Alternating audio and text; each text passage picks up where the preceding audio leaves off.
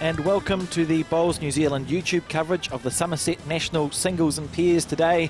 It's a little bit wet and windy, so we're broadcasting under the roof from Bowls Orewa. My name is Alex Reid and I'm joined in commentary today by Kevin Hickland. How are you feeling, Kev?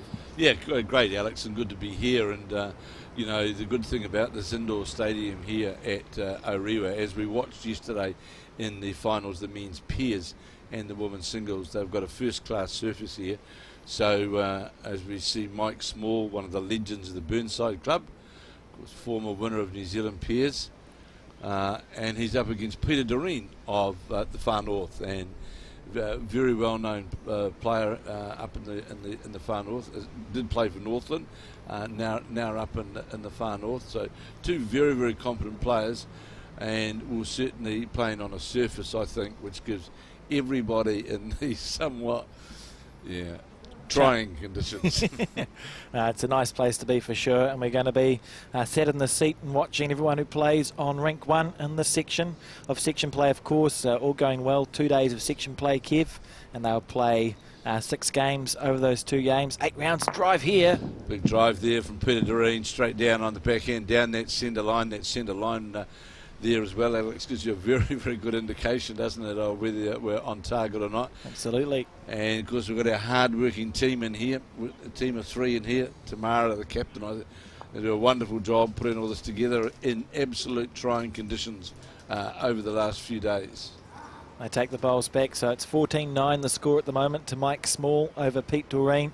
Race to 21, and with a 3-hour time limit, you're going to get to someone's going to get to 29 points. Absolutely. Mike Small, of course, out of the Burnside Club, as his son also plays out of the Burnside Club. Father-son combination, played in the pairs. Mike's been a very dominant player in the Canterbury region for a number of years, in the Canterbury representative side, and involved in coaching, etc. as well. So the Small name, very, very, they are Burnside. Yeah, when you go to that Burnside Club and look at the honours board, it's there a lot, isn't it? Absolutely it is. And Mike and his wife Mary, a few years ago, they used to have a motel down on the Papanui Road, and it was always, it was the hospitality motel to stay at. It was always full with bowlers, not far from Burnside, and they've been wonderful. Mike's done a wonderful job for bowls in and around the South Island, and a very, very competent player. I'm just taking his time here. He's got himself to a 14-9 lead. That's a nice enough place for him to be in, Kev.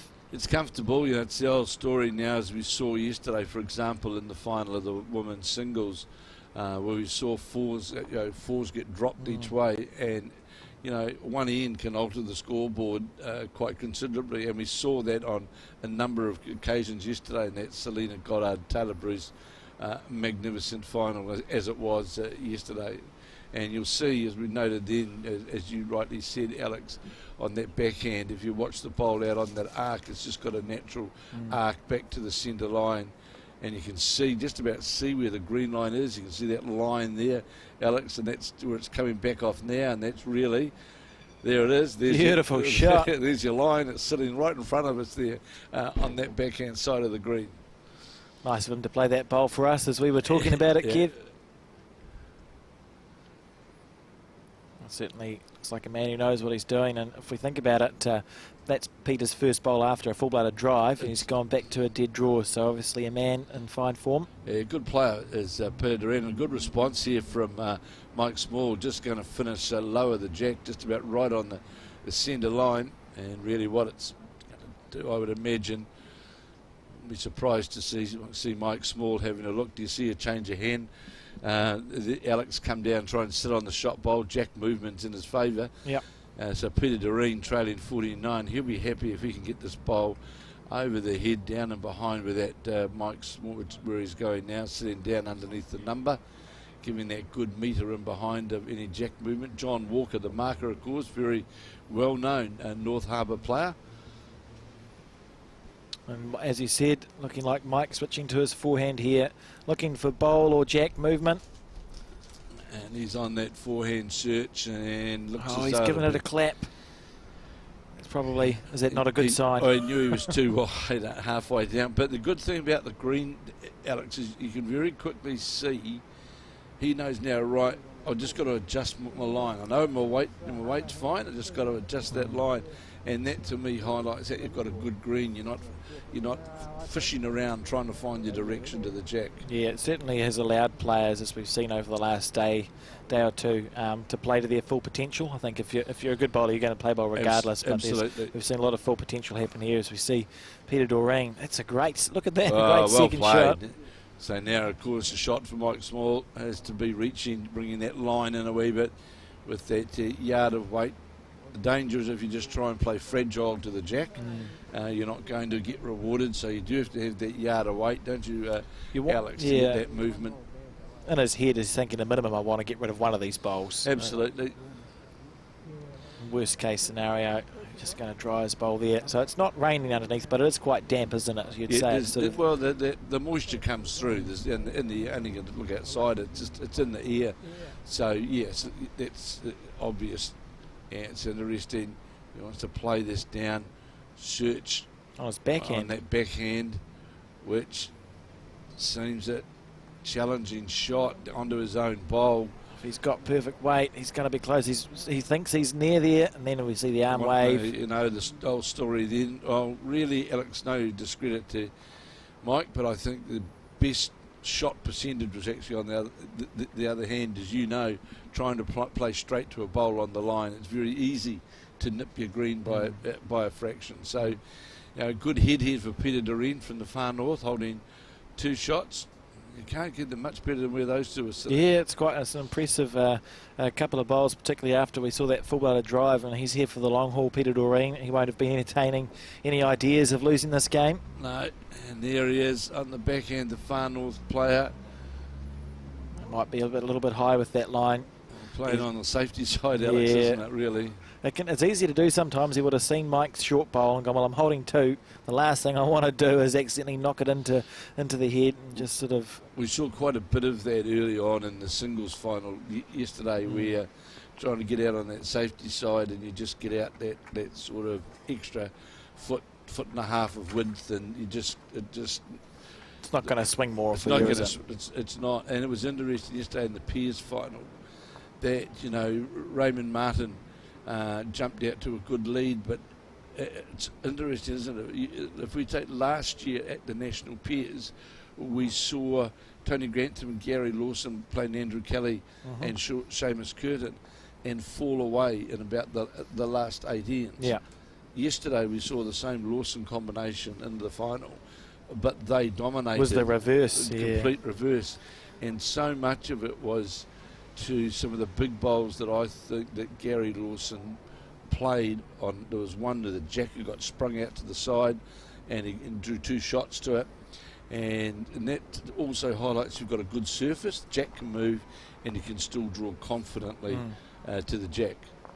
Yeah, it was nice to see those national finals played on a good surface. I know it was carpet and not a grass green. We couldn't have played it outside. It would have been, the players would have been swimming. So it was nice to see it played on a good surface and allow everyone to play good bowls. I mean, the men's peer semi-finals, which we unfortunately couldn't live stream or broadcast because we were broadcasting the women's singles final, which was brilliant in itself. But the men's semi-finals were also amazing games, Kev. It was only 1 shot. A great day. Weren't they? Yeah, they were. You know, it was last end stuff, wasn't it? Well, extra in one of them. An extra end on Ray Martin's game and the last end on the other semi-final, but just a ridiculous standard from the players. Peter Doreen making that adjustment of his first bowl, which fell short. So Mike Small, the postmaster, former postmaster. Very deliberate style. Mike Small. Unwillingness bowl. He came out of his hand a bit funny, that one. Yeah, it went out a wee bit. It sort of went out on the wide side, out of the hand. Had perfect weight, but more than likely, it's just that wee bit of the hand movement. Possibly, just he paid the price a wee bit. Peter Doreen's got a wee bit of a flick with his bowl. Yeah. He's the big man on the run, and it's the hand tells the story, Alex, doesn't it? Certainly does. You can often tell when they let it go. Although I find it frustrating with the really well-coached players like Taylor and Selena, because every bowl looks good out of their hand. So you've got no way of knowing. Correct. if they've missed it, they let it go and you go, well, it looks like it's going to be a good bowl here. But isn't it good to see, though, especially with our women, that the coaching philosophy that they've been working to is actually working. It is working. You can't argue with it if you look over the last 3 or 4 seasons. Yeah. So they do have that consistency. And they also, what was evident, and Taylor Bruce in a very deliberate way, they have got a lot more confidence in backing themselves to play shots. Whereas before, a couple of years ago, I'm not discrediting the players whatsoever, but I just felt that they didn't have the same level of confidence of being able to play shots as what we saw yesterday.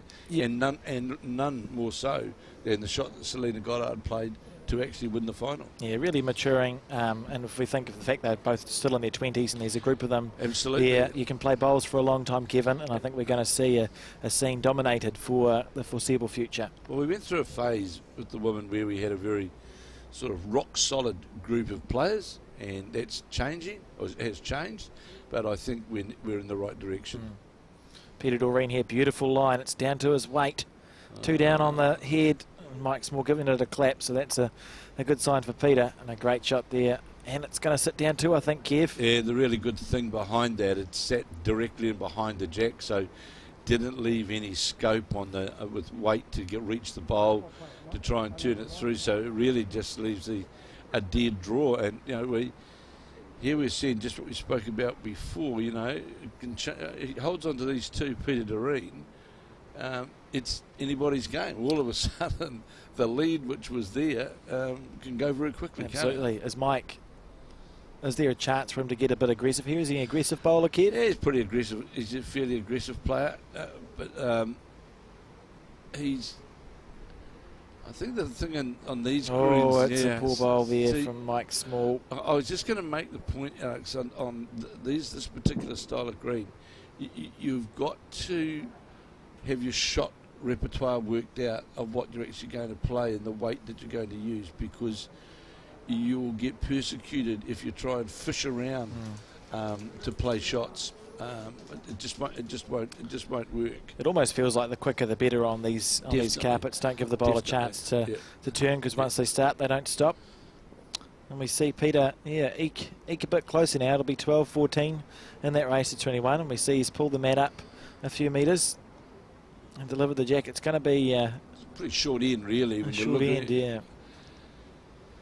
But it's about now for Peter Doreen, now that he's right back in the match, the consistency of that first bowl, Alex, as you well know, in singles, in any format with your lead, that first bowl effectiveness. Very helpful. Just gives you a good start. And there's that line that we spoke about on that backhand side, which he got on top of in the last end. And it'll start to kick it back now towards the centre line. And it was a couple of bowls off the line, but easy to adjust off though, Alex. Yeah, good one to work from, a good first bowl. And we'll see Mike Small attempt to do a similar thing. He hasn't scored since we've started broadcasting this match, Kev.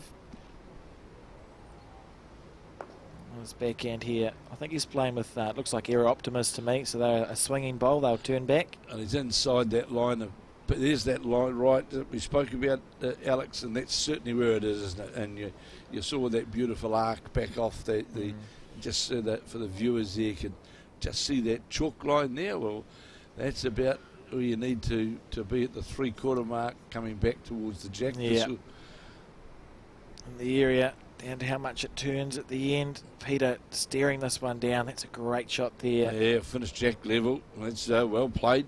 Impressive bowls from Peter Doreen. 12-14. Mike Small on the backhand too. He played a good first bowl. He'll look to just do a similar thing. If he doesn't draw the shot, it's not too much of a worry yet. If he gets a touch, it's all in his favour as well. So he knows that he's got a bit of scope there. He'll sit inside this bowler Doreen's, but he goes outside it. A disappointing bowl really for Mike, that second one. Well, it was a bit of a nothing bowl as it turned out. So for all you people, I hope all you people watching, don't forget, go to the Bowls New Zealand website, and all the results will be there throughout the day. Now, they, I think it's fair to say, Alex, because of the weather conditions, the results going up maybe staggered. They will. It'll be a staggered, that's fair to say. So we've got, I don't know how many greens. There's about, say, 20-ish being used. And they've all been assigned artificial greens for if it gets too wet. Some of them have already moved.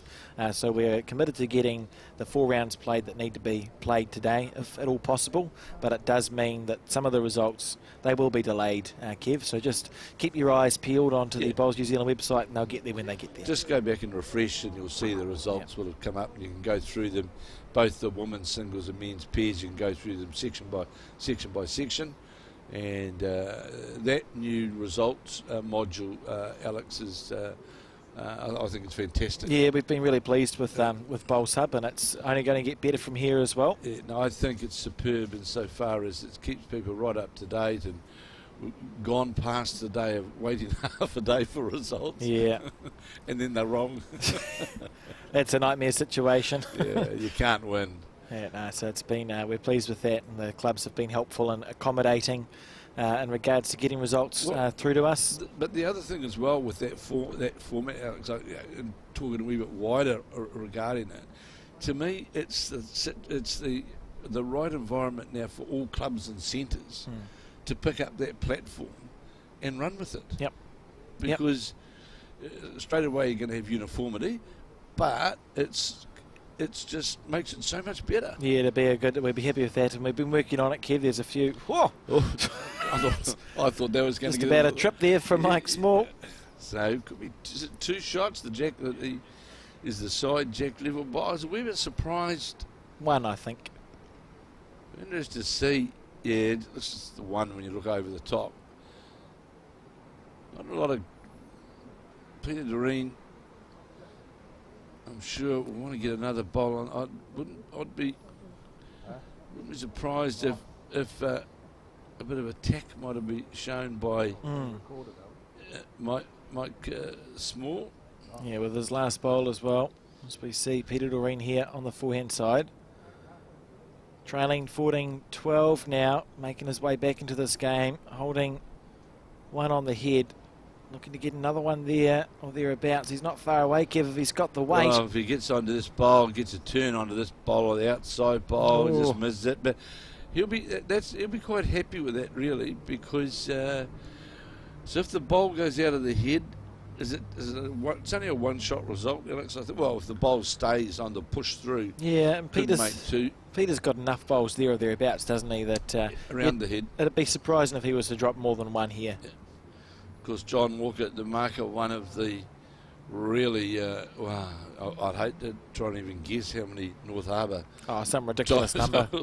That he's won. He's certainly been to the forefront in Bowls North Harbour for the ex-ASB men, formerly from Wanganui, and transferred up here a number of years ago. And still got a lovely delivery as well, Kev. He's on the search, as we thought. French Wall needs to come back now. A fraction goes by. Ooh. 1 bowl wide, Alex, really, wasn't he, to get the ultimate result? He was. He would have felt like he had a chance all the way up for it just not to happen for him. And Peter Doreen building up a lot of momentum here. He would have scored the last 3 or 4 ends in a row now. 13-14 in that race to 21. I think we're going to be here for the long haul. Well, you know, Alex, playing up to 21. That ends don't count, of course. The time can go against you, but ends don't count. So providing that you can just nudge away, and you can 2 ends, the game can change. Absolutely. And you're playing it 0-0.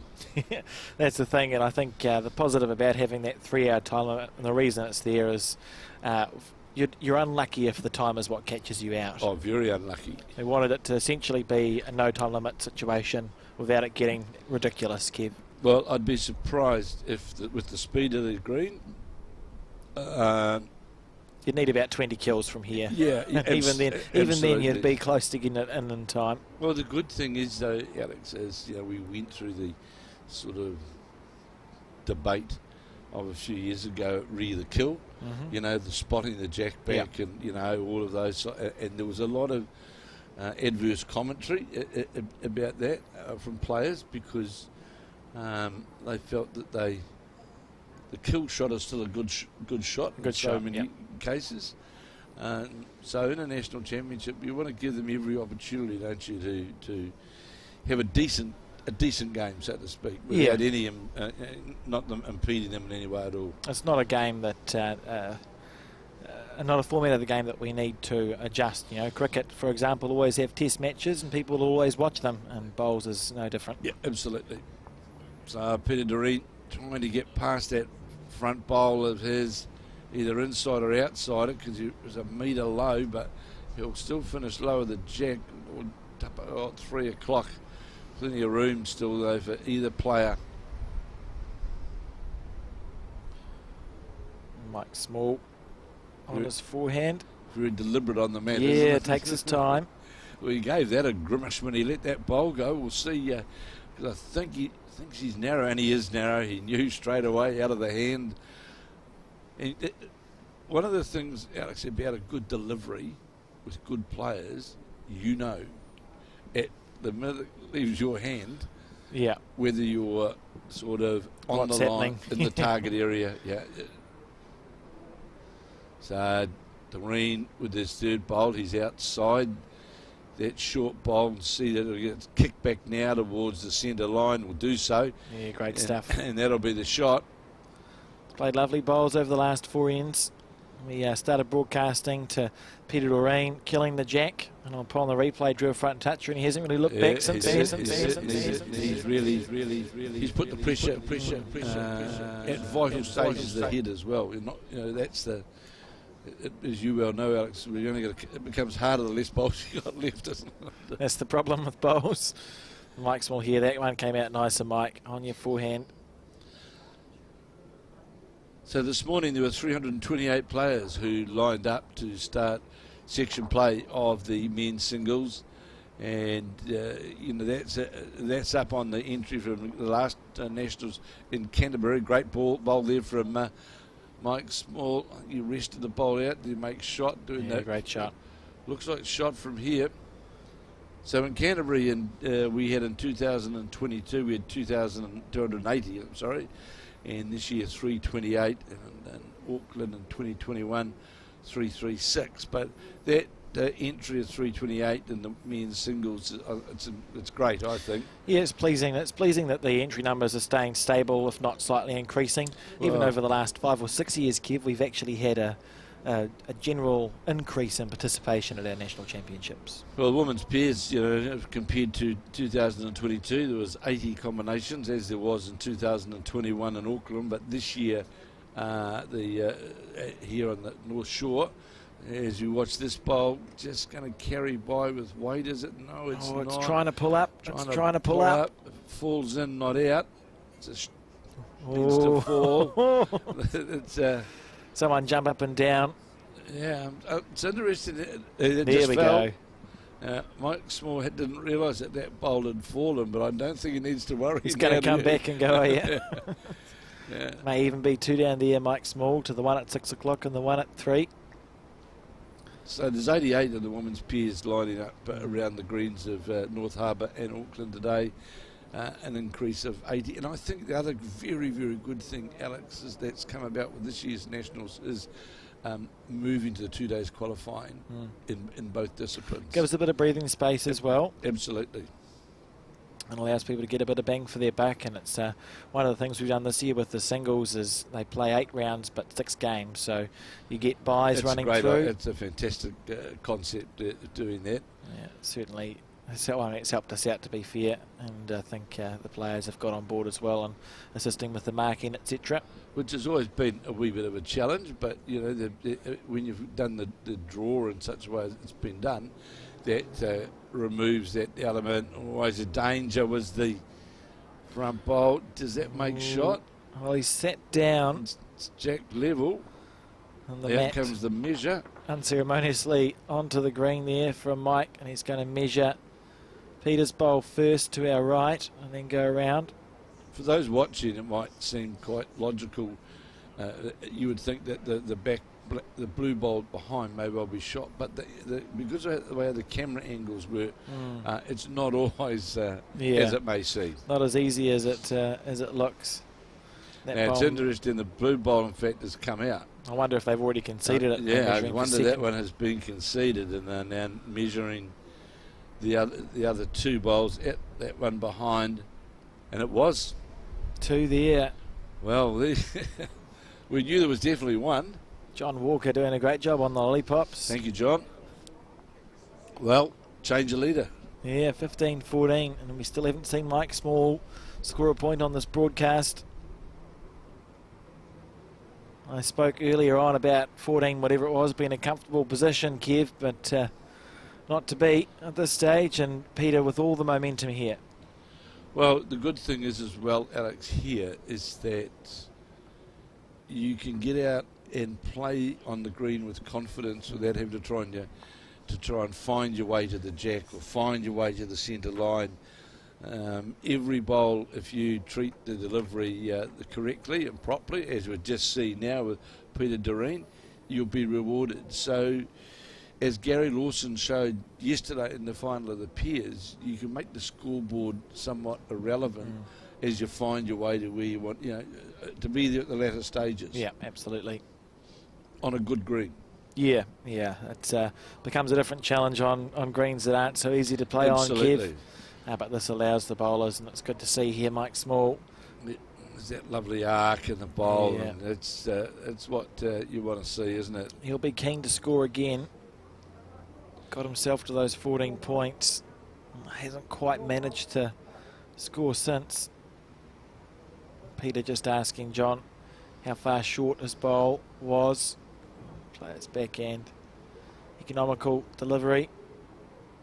Gets low to the ground, so it comes out pretty smooth. He's got a good delivery, really. Just going to be fraction tight. Doesn't want to get the back of the Mike Small bowl. Got the generous side of it, really, and it could have gone worse than that. Yeah, he just got that right side to move the bowl away. So Small now on the backhand. He'll endeavour to. Someone moved. Yeah. He won't be short, I don't think, Kev. Well, he can reach through there with some confidence and not lose his bowl as well, Alex. That's the good thing about it, isn't it? Yeah, particularly. It's always a good lesson to learn if you're just starting off. If you're going to play a reaching bowl, try have it so that if you miss the head, your bowl is improving the end as opposed to going out of bounds. He was only one bowl away there with Mike Small to get that result. So a slight adjustment with that same sort of weight. Peter likes this one. Stalking after it. He's going to try and... Looking to plug the gap. Well, he can plug the gap and touch the jack, and it can make it difficult here for Mike Small if he gets the back of the jack round the corner. Yeah, very impressed with that. That's very good play. Impressive bowls here from Peter Doreen. 3 bowls within a foot of the jack easy. So it really means that the only shot on that hand now is that inside of the bowl to flop towards the jack. He just moved that jack about 6 inches. That just takes that shot away. Here's Small on the backhand. Willing this one down. I'm not sure it's going to turn in time, Kev. I don't think so. This is a big end, this. Massive end in the context of the game. It's an opportunity for Peter to get right within check-out range. So Mike Small is virtually indicated by playing that as third bowl what shot he's going to be playing. So now with Peter Doreen with his fourth, does he hunt for the ditch or just? I think he can just keep drawing. I'd draw one close and just pray to your gods. If you get a 3 or a 4 here, that's massive in the context of the game. Mike's best result maybe a 1, so that's your risk is 1 down or 3 or 4 up. I think we'll see him just go close to the head again. Well, if you look at where the bowls really are, it's a pretty tight head, Alex, isn't it, from both players? Just taking his time. Peter Doreen on the backhand. That economical delivery. Taking a higher line. Might be running for cover here. If he's got the weight. Well, he obviously deliberately stayed out on that safe wide side regardless, didn't he? And he's gone. Well, that's a good enough bowl, really. It protects against the run shot. I'm just saying to Mike, go on, play your dead draw. It's a one-shot result here, isn't it? John indicating 3 there to Peter Doreen with the bowl to come. Mike Small giving the bowl. Got big wipe. Alan Spence there. Next to it, he's certainly making sure it's there's that action. Here we go. Very tight to the body. It's a big bowl in the context of the game. Is let it go smooth. On his backhand, Mike Small. Is it tight? How's the weight? How's the weight, Kev? Needs to be the inside of that bowl, not the outside. Oh, disappointing there from Mike Small. He played it well. Wow, there we go. There's 18-14. What a change. It's an incredible run of ends that Peter Doreen has put together since we began the broadcast. I think if we look there, it's maybe 7 ends in a row, 8 ends in a row he's scored. And he scored well too. He's played good bowls. Well, I was just going to say, Alex, the lesson there for the people is, you know, all Peter, I shouldn't say all Peter Doreen has done, but after he had that successful drive, he's found his line and he's just drawn. He hasn't gone. Oh, here we go. He's overthrown the jack. Now, here's a chance, Kev, because Peter's been able to play his length for the last 7 ends here. Mike wasting no time in picking that man up. That mat's coming up, isn't it? And I'm picking, we'll see, I reckon he'll be just down over the peg, out of the hand. It didn't look to be going that quick out of the hand. Yeah. If he makes it, he'll be happy. Yeah, it should be legal. That's good. That's a change in length, which is all that Mike would have been wanting to achieve there. Took his time on the delivery of the jack. And he'll be thinking, come on, we've changed something now. Hopefully this is my opportunity to score a point again. So it's about a 6-foot change overall on the, and we'll see what it's done for Peter Doreen. He's got the bowl out well though to start the head off though, Alex. That's disappointing for Mike. He's coming right back to that centre line. This is when Peter goes, that's where I wanted the jack, mate. That's, that just highlights, Alex, that if you take the green, you'll get rewarded. Yeah, fair call there, Peter Doreen. Absolutely. That's a magnificent shot. Especially at 18-14, you own the head from bowl 1. And Mike Small here on the forehand as well. He's given it a good go. Going to be passing through. Be happy that he's finished past the head. For those people watching this at home, the great thing, the compliment to the surface they're playing on, is that if you take the green, all the bowls are coming back to the centre line. They're not struggling. So often you'll see, even on artificial, the bowl will stand up for a long time, trying to really fight its way back to the centre line. You watch this bowl here now of Peter Doreen's, which is on the same line as his first. You'll just see it just drop its way. There it is again. Great shot. Do we see aggression here from Mike Small? I think he's got to play for the split early on the head, 2 down. That's 20-14. I think he's got to play down, follow the Peter Doreen on the forehand, playing with a yard or so weight, get that split to the 2 bowls. You'll see that rain falling behind him there outside, but of course we're inside. That's exactly what Small's doing, Close trying here. to get the double split and doing the jack. Well played. Brilliant bowl. It's the sign of an experienced campaigner. He's been in this position, well, he's been in both positions before, Mike. He will have won games from being down. He will have lost games from being up. He knows what it feels like. And a good shot there, good composure. Played a great bowl with the second one. And good control of weight. Got a good chance there. And Peter Doreen slightly overplaying here. Right under the number. Well, Mike's collision bowl must be in the ditch because it touched the jack, didn't it? I thought it had. I was looking at that when the John Walker, the marker. And a big thank you to all those markers, Alex. I see Bolton New Zealand have been asking for, and clubs have been asking. And a big thank you to all those markers who give up their time to come and. Absolutely magnificent stuff from them, and we're very, very grateful. We've had a good response, and I believe most rinks have been marked. Even today, and I mean, we're in a shed, and I can hear the rain through my headphones. So can I. Even in the rain, we've had markers step up and help us out. So just a big thank you to everyone who's helped with the singles. Doreen getting to the jack. Doreen getting to the jack, and he gets to the jack. The bowl will fall over, sits jack level. Great stuff there. Great correction from that second bowl where he went that metre or so through. So Mike Small asking the marker, can I come up and have a look? That was a great bowl from Peter Doreen. Tight game next door. Alan Spence game I see as well there, Alex. That's 2018. I don't know. Alex Cross, I think he's playing from right. Southland, the Pirates club down there, North End. North End, the great Bill Kane. He was because you've played a bit of bowls down in Invercargill, haven't you? In the charity, the famous charity piers. Lucky enough to be invited to there for 2 or 3 years. Got to know a few of the folks down there. Fine bunch. Haven't won many games there yet, Kev, but there's still time. It's a great event, great cause. They do a wonderful job on the backhand is Small.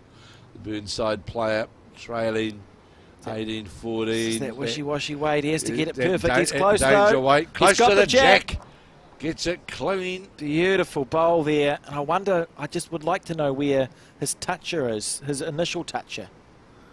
It must be there somewhere. There's a bowl on the bank up there. Oh, there they are. There's the 2 touches. There's 2 touches. Well, that could be 2 shots. It could easily be 2 shots. Certainly one. And a good way to get that 1 shot as well from Mike Small under all sorts of pressure. But played wishy-washy. Well, no, wishy-washy weight's not fair. Played a reaching weight there, which is hard to play on these carpets. Very and got hard. It absolutely perfect. Very hard. You've got to have that line so exact, don't you, to get that result. It's interesting. Chocking it. It's not the most convincing chock I've seen in my life. No, it could well be 2. We'll have a look here. The umpire, I said to him this morning, I bet you're glad you're doing the undercover green at Orewa. He said, yes, it was bad enough making my way to the clubhouse to get a cup of tea. Yeah, it's a big bowl in the context of the game, that particular one, because you go to 19-14, you're starting to, no, I'm not there, but I'm nearly there. Yeah, absolutely. But superbly played by Mike Small. Interesting, Alex, isn't it? You know, how often do you come into a greenkeeper's shed? By goodness, they've got a fine array of. It's a well-kept greenkeeper's shed as well. Is. I'm quite impressed that they've allowed us to. For those who don't know, our broadcast today and yesterday was from the greenkeeper's shed at Bowls Orewa. If we look around, what is there? I don't know what those are. Well, you can see that barometer in front of you there. Yes. In the 1984 Taranaki Open Fours, when we tied the final with Rowan Brassey, and I was playing with Brassey, and we tied the final, that was the first, we got those for our first prize. There was no money. Oh, that's great. We got barometers.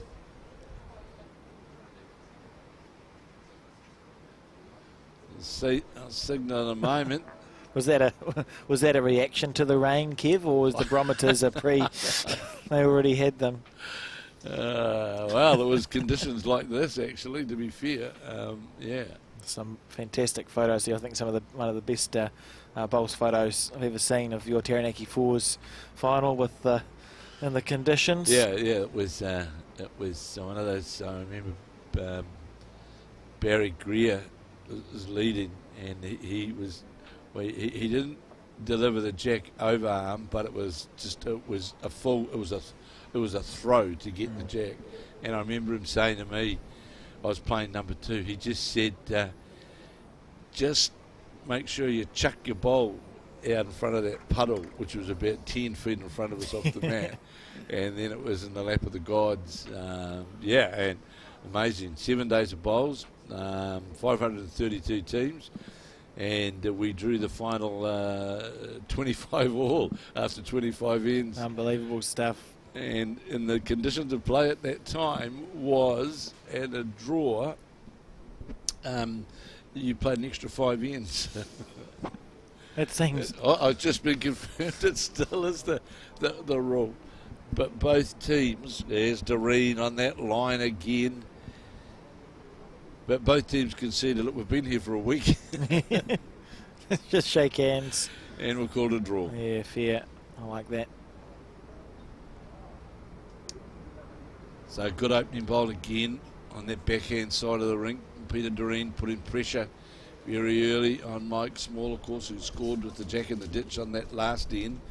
His first bowl, jack level, metre wide of the jack, but Doreen, he's certainly, Peter Doreen's found that line down there, Alex, hasn't he? Yeah, very impressive.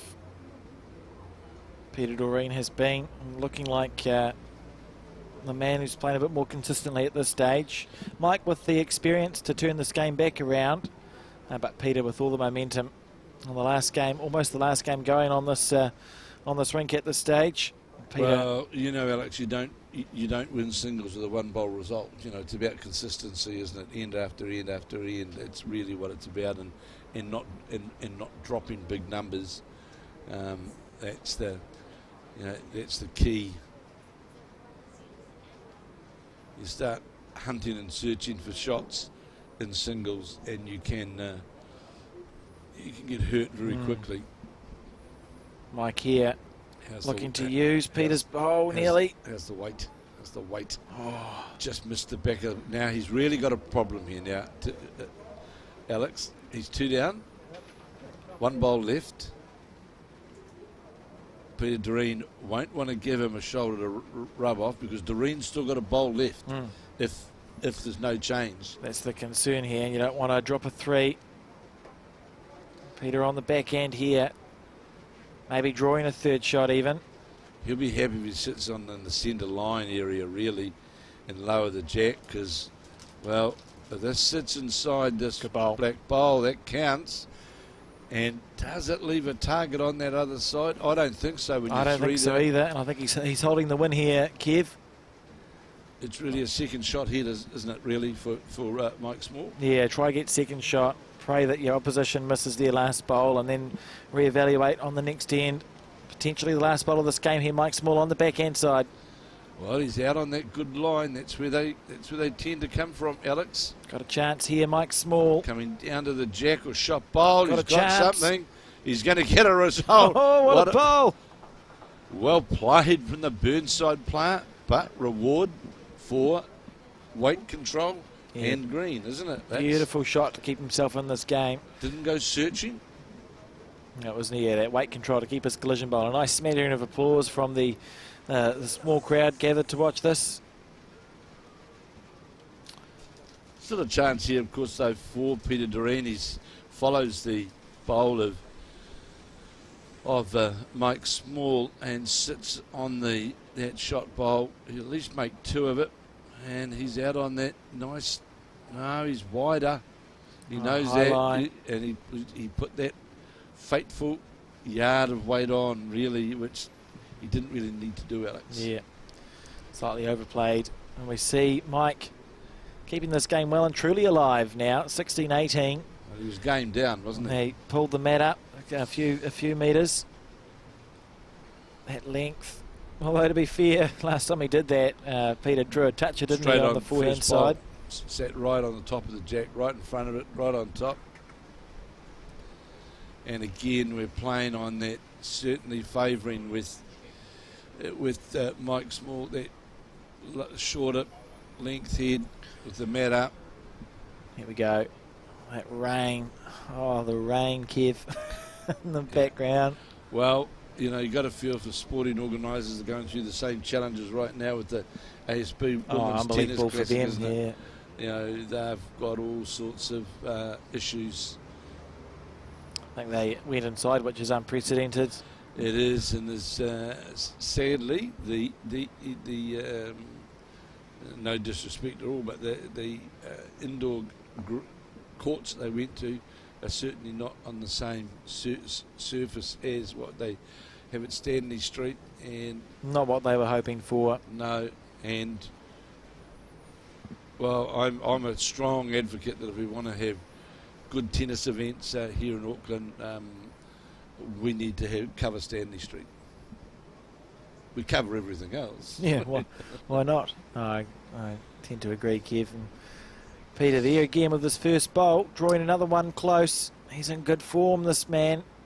Well, you'd have known, Alex, from your early days of starting, whether it be indoor or outdoor bowls, it gets drummed into you, the importance of that first bowl effectiveness, the vast difference that it can make. Absolutely. I mean, if we think back to yesterday's Peers final, Tony Grantham in the last half of that game, just about the last 9 ends in a row, his first bowl was essentially a front toucher. That's a great way to start an end. Well, you can't find your weight. You're searching under lines to try and just becomes challenging. And I'm sure Peter Doreen, it's become like a game at this end, becomes like checkers.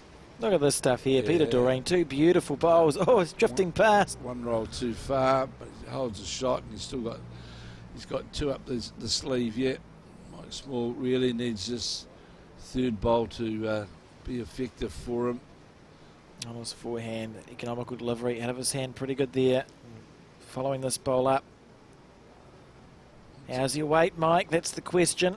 It's not a good line, but I, like you, Alex, I question the weight to the jack. Always looked that little bit short, didn't it? And here's a big chance here for Doreen. He knows that if he stays out on that wider side, draws down past that front bowl of Mike Smalls, he's literally got a counter. On the forehand, smooth delivery, following this bowl up, looking to get around the front one. Have you got it, Peter? That. Yeah, well done. Great shot there from Peter Doreen. That's certainly now last bowl pressure now, isn't it, for sitting 2, John Walker, our lollipop man, indicating 2. And the difficulty for Mike Small is with his third bowl being low of the jack by a metre. It's, you've got to make sure that, one, you're not too wide outside the line of that bowl, and you don't try and put on that extra bit of yard of weight, because you'll go by very quickly.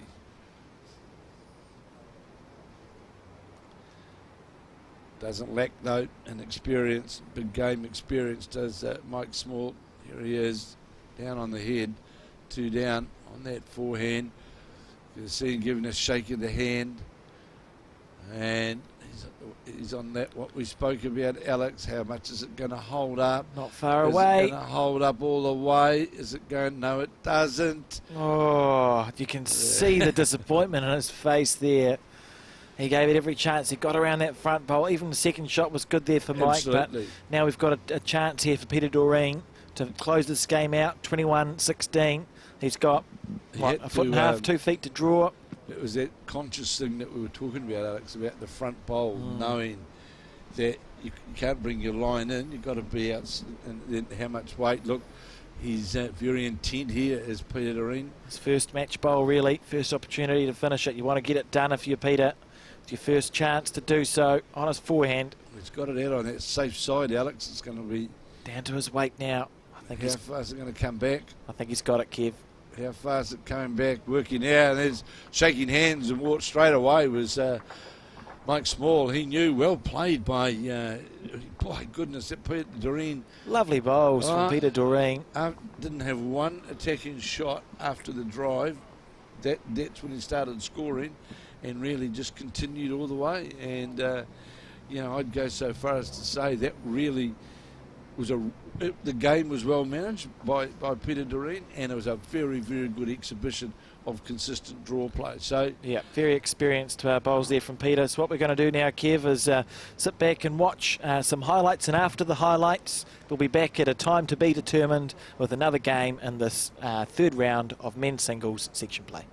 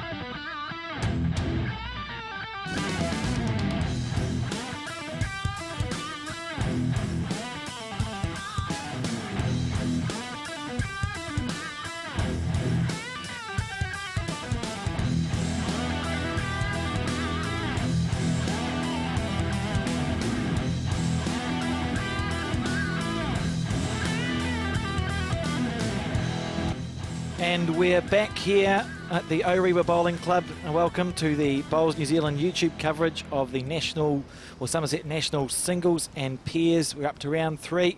My name is Alex Reid and I'm joined here by Kevin Hickland as we watch. Who are we watching, Kev? We're watching Paul Neazor of the Auckland Bowling Club, who was one of the oldest and most historic bowling clubs in the country, in fact, up against Jeremy Reynolds of the very popular Blockhouse Bay Club of Auckland. And you can see already they were in the race to 21. It is Neazor that has jumped out to a 4-1 lead. You won't mix these bowls up. Very distinctive. Yes, it should be easy to see the difference. Very distinctive bowls. And Jeremy Reynolds from the Blockhouse Bay Club. Played the Auckland Mixed Pairs with Esther U this year. Kevin, I think they went to the semi-finals. So in reasonable they were form. there for sure. I remember them being there when when they were getting down to the latter stages. And of course the Auckland Bowling Club, right down underneath Stanley Street, right next to the Stanley Street Tennis Centre, and just had a new artificial green laid there. Is that the Yes, they have had Is that one. the front green, Alex? It's at the front, yeah. Right in front of the clubhouse. Yep, directly in front of the clubhouse. A lovely old club, and they've got an amazing set of archives there, Kevin, because as you said rightly, it's the oldest club in New Zealand. I think 1860 or 1861. Well, Tamara and I, in fact, I forget what event it was. Tamara and I did a tour we were taken by the president of a tour inside that of the Auckland Bowling Club, and they showed us the array of trophies and the age of them, and there's some real historic artefacts of our sport. Amazing stuff. Yeah, absolutely. And they've got some illuminations as well. It's it's a grand old club, and I can remember my very, very first nationals coming up from New Plymouth when I played for a no longer club, that of the Smart Road Bowling Club in New Plymouth, and going upstairs at the Auckland Bowling Club, and morning tea was a silver tea service that we. Oh. It was the real thing, and of course it's on the historic places. It's under the Historic Places Act. And I can remember when I was the chairman of Auckland Bowls, there were some things that we in the club wished to embark upon and do, and Dame Kath Tizard was the mayor of Auckland at the time, and we got severely rebuked that we weren't allowed to touch this or touch that under the Historic Places Act, and it remains as part of it's really the Auckland Bowling Club is part of the history of our sport in New Zealand. Absolutely. And when you consider the fact that it was alone as the only bowling club in New Zealand for the best part of 20 years. Yes. That's just staggering. I don't think we can quite grasp that. They were the pioneers of the game. And the club over, as you would know, Alex, of recent years, the club's had a rejuvenation, hasn't it? Strangely enough, Alex, when it was going through its dire patches, as we'll call it, the biggest income earner for the Auckland Bowling Club was car parking. They used to lease out all of those car parks in around the whole area there. And also it was one of the first that embarked upon, in a large way, that of business house bowls. Yeah. And there was a lot of business house bowls activity at Auckland. But it's great now to see the Auckland Bowling Club back playing in Auckland events, national events, wearing their club colours, and let's say back on the bowling green as a participant and active club. Absolutely. Good stuff as we see Paul Neazor here resplendent in his Auckland Bowling Club uniform. On the forehand side, he leads 4-2 in this game. Lost his first game 21-19 to Paul Anderson of Mount Maunganui. Good player. Yeah, fair effort. And I think Paul just out of the junior ranks for the Auckland team. He was in and out of the Auckland junior team. Just out of the junior ranks. Knows what he's doing. And of course Blockhouse Bay, for those who don't know, Blockhouse Bay is another what I would call pristine environment club, where it's sort of it's really in a park, you would say, in the western reaches of Auckland, and also got an artificial green there, and a very active club. They have a lot of events, a lot of activity at the club, and certainly one of the, I would say, one of the larger clubs in Auckland now, numbers-wise. Yeah, that's a fair call. And they have 2 Starway greens and 1 artificial. They've got a kitchen there, nice facilities. When the New Zealand Open was a thing that used to happen, correct, we're often the headquarters there for the New Zealand Open, or one of the big host clubs. Well, hopefully, Alex, we can talk about it not now but later on. Blockhouse Bay, of course, is going to be the host of a international event early in 2023, where World Bowls New Zealand and Auckland Bowls have got together, and we'll talk about it later on, but it's the Pacifica event, which will be hosted at Blockhouse Bay. Yeah, exciting times indeed for the sport in that region, it can take a lot of growth there, I think, Kev. So absolutely exciting stuff. Paul Neazor here. Yeah, on the rescue. And needs it to hold a little bit inside out for one. Got to jack level. Needs to fall in, not out. It's staying standing up. Standing up. He'll be close to shot there. Looking at it, it is close to shot. Out comes the measure. Some Taylor bowls by the looks, Paul. He's upgraded them since last time I played him.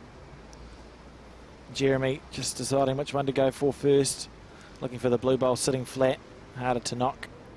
So for those people unaware, Auckland today is still scourged with, let's say, very adverse weather. And it was 1 to Paul Neazor, that last bowl. So yes, we've still got rain right around the reaches of Auckland. And we're using a covered green here, and artificial surfaces around the rest of Auckland. And I think it's fair to say, Alex, I'm not going to preempt the outcome of it, but we're more than likely in for a testing couple of hours to see where things lay around the other clubs in Auckland. Yeah, it's going to be a challenging time, and at the end of the day, it's up to the players and officials at the clubs affected to make those decisions in the best interests of those participating. I know here at Orewa, the top green, the one to the left as we sit, Kev is going to come inside after they've finished the section's finished play. So the players said, look, we don't want to be outside anymore, please. They're just going to enjoy the hospitality of the club, and once play's finished here, they will that section will move in here and finish their day's play. I'll be interested to watch Paul Neazor play his second bowl. Played a really good bowl here to open up at leading 5-2. Great shot. And great shot. That is, Alex is addressing the mat before he. Did you notice? Is that a normal thing that he does? He sort of stands? I suspect he's added it to his pre-shot routine. I haven't seen him do it before, but I noticed him do it in the first end. Yeah, I thought that's different. Bit of a wind-up first. Interesting to see. You're right, Kev. Let's just watch Paul now, as Jeremy plays a great shot there on his backhand. Good bowl. There's Jack has been moved off the centre line, and Paul behind the mat first. We'll watch now. He's just gone straight. He's walked past her. He's gone straight through. Go back to the mat, Paul. There we go. Right. We'll watch now. Goes behind the mat. Part of that pre-shot routine. Big breath. Stand. Sort of. He did that off the mat, though, eh? Yeah, it wasn't like the last bowler I watched him play. He definitely gave the real. I think he was a pretty good cricketer in his day, Paul. I know he knows Chris Lander, Crash, the tournament director for this event. But they won't be playing cricket today. Lovely line there from Paul Neazor. Just slightly overplayed. Yeah, you got a feel for organisers, administrators. This weather, Stanley Street, of course, with the ASB Women's Classic, and other sporting events as well. We've been blessed with fantastic weather up until yesterday. Jeremy Reynolds on the backhand, beautiful line twice, 1 over, 1 under. So often, Alex, we wish that the Met Office got things wrong. Yeah, it's disappointing. But they haven't. Disappointing indeed. But c'est la vie, such is life, and it's being met by the players and the clubs really well, this challenging weather. I've been impressed with the the attitude and the perseverance. As we see Paul overplay another bowl there. Kev, he'll be disappointed with that. He's only got one close. The difficulty for Jeremy is to, with the way how the bowl's lined, to get to the bowl to turn it through, because it's sitting on that straight line, isn't it? It's not sitting where you can play cleanly to the bowl. There's another great attempt, but just going to miss that 2 feet of weight at the Ironically, finish. he's clogged it even more here. Yeah, I think any chance of chipping Paul's bowl out now is well and truly gone home. Well, ideal opportunity here though for Paul Neazor just to adjust that yard of weight, because if it becomes a scoring bowl, it'll be hard to get to. On the back end with good green. How's the weight, Kev? Willing it to come back in. Not going to come back. Not going to reach that blue bowl, which was the area. He wasn't far away. Only a few more rolls, he might have got to underneath that bowl. So, trailing 5-2 in the race to 21 in round 3. And don't forget, of course, if you go to the Bowls New Zealand website, and I'm pleased to be able to say this now confidently this year. It's a great attempt to try and get to the jack. Not going to do so. Great try. So if you go to the Bowls New Zealand website and look in there where all the results are on that platform, the new platform, you'll see exactly round by round where everybody's situated, whether it be that of the women's pairs or the men's singles.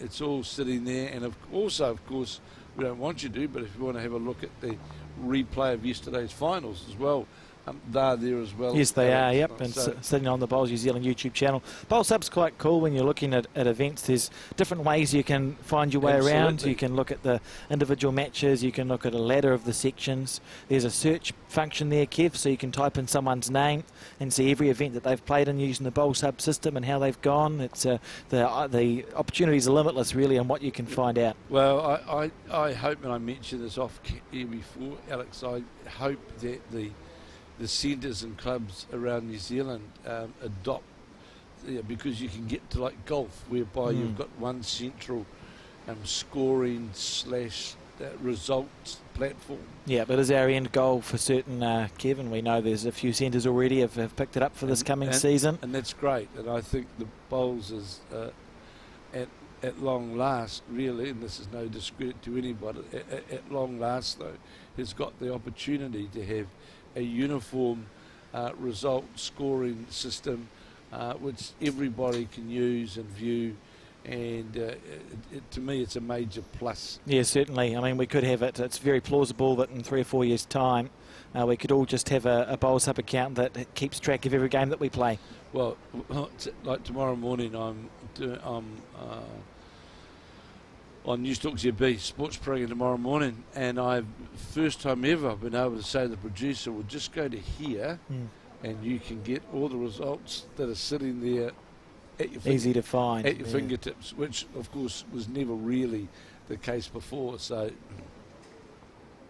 there's a standoff. There it is. I wonder when he does it. Is it when he's under feeling a bit of pressure, or when he needs to really focus on a bowl? We'll just keep an eye on that from Paul Neazor. It's very deliberate, isn't it? Done it 2 or 3 times, yeah, and he looks down at the ground. Must be when he really wants to focus on a bowl, leading 6-2. This isn't far away, Kev. No, he's going to come back towards the centre line. Jeremy Reynolds, of course, with that blue bowl. The Blockhouse Bay player's got a bowl just sitting lower the jack, but sitting right on that centre line. And the Blockhouse Bay blue doesn't use much of the mat, I notice. He's I don't want to sound like a... Right near the front. A good bowl though from Jeremy. Well played. So, yeah, and on the centre line, look at that. That's perfect. The beauty with that is it's such a narrow target, isn't it? Well, like if you wanted to have a go, you wouldn't even bother looking to have a go at it. Really, it's a one bowl. It's a hope target. One bowl target. Yeah. And Paul Knott going to follow this one up on his forehand. Well, it's one of those second shot ends, but look, he's trying hard here, but has he got the weight to get past the blues? He's trying hard here as Neazor, trying really hard. Just got. He was everything but. He more than likely had the dead draw weight to the jack, Alex, but was just more than likely a bowl under the line. But certainly had it to get to the jack. I think the other thing Paul does, he might be like a recognised historian for the Ponsonby Rugby Club, perhaps. Might have a lot to do with that, I feel. Well, something in the back of my mind's telling me that might be something that Paul's involved with, Ponsonby Rugby Club, and the history of that. There was a lot of history there. So will Neazor now change his hand and try and play with weight and get the split onto the blue? Be tempting. It'll go, even if he gets that. If he gets his orange bowl that sits at 1 o'clock on the screen, slightly off centre, everything's just going to fold out of the head there. You'd Kev. think it would just peel apart if he played that with weight. We'll see how he addresses the mat. Will give us an idea of. There's the swing. He might be playing with weight here. I like that decision. I'm just not sure what hand he's playing on, Kev. I'm not sure either, but that's the weight shot. No, it's just on the draw. Yeah, well, he wasn't far away, to be fair, with his last bowl. He's not far away with this one. He's just a break in now towards the 2 blue bowls. This is a valiant attempt. By goodness, it's a great attempt. Goodness, he was only within millimetres, I would say. He was millimetres away, but here's the opening now, of course, for Jeremy Reynolds. Trailing 6-2, score 3 here. Certainly using the smallest amount of the mat. It certainly is. On his forehand, we'll make it 3. 2. 2 it is. He's under the line and under the weight, and he could have really played that with confidence to his own 2 blues. He'd be happy to score. 2 good bowls. Of course, I suppose for viewers that may not have been keeping entirely up to date with the laws, it's fine, really, isn't it? The foot just has to be on or over the mat. It's fine. Absolutely, it's fine. In the old days, it wasn't fine. It wasn't. Whole foot had to be on or over, but it's been relaxed a little bit over the last few years. So you can, as long as your anchor foot is on or over the mat when you let go of the bowl, you're all good. And it's so hard to tell, Kev. So hard to tell. I feel like it's a bit of a grey area nowadays. Well, it is. I can remember, and I can't remember who it was. I know Phil Scogden was involved. I was playing on the. That's it was Nick Unkovich, that's right. I was playing on the same rink, and an umpire was brave enough to jump out on the green at Berhampore and burn Nick Unkovich's bowl, which was did they survive? Which was a brave gesture right from the outset, and it was because Nick, when at certain times shots he'd play to get down under the head, he would barely be on the mat, and in this particular case at Berhampore, the umpire thought, no, he's not, and umpire's delight scurried out onto the green, and it can go down the history books of burning one of Nick Unkovich's. I can imagine he would have got a look, Kevin. Something more than a look. I can remember the late Phil Scogden remarking to me that he thought it was the first time. The other time, of course, which it has happened, resulted in a bronze medal for New Zealand at the Commonwealth Games. In the singles. Mike Kernahan playing Steve Glasson from Australia in the bronze medal match in 2002. Yep. Yeah. The last time New Zealand men won a medal at the Commonwealth Games, but that was another good bowl here from Neazor. And let's just say that the love between Mike Kernahan and Steve Glasson in the years that went on from there, let's just say it was tested. That's a good place to leave that story, Kev. Look at this here, Paul and Jeremy. I think this is just a nice rink, to be fair. This is the rink that the finals were played on yesterday. It's got a great draw. Watch this bowl here coming back now. It'll find its way literally back to the centre line. Good shot, I think it's easy for the bowlers to play with confidence, isn't it? Every game we've seen played on this rink in the last 2 days has had really nice heads built, good bowls played. I don't think the bowls go drifting or disappearing where they shouldn't. Well, the good thing about it is, Alex, is you get the bowl out on the arc and you got the confidence that your bowl's going to do the job. Whether it's going to fall in or out, no, sits under the bowl. But Look at that, you got 5 bowls here. You can put a tea towel over those 5 bowls, Alex. Absolutely. Paul taking his time on his back end. Leading 6-4 in the race to 21. Following this bowl down. How's your weight, Paul? Looks light to me, Alex, out of the hand. Yeah, his line was very good. Doesn't quite have the push there. Just a small point, pedantic point, I suppose you could say.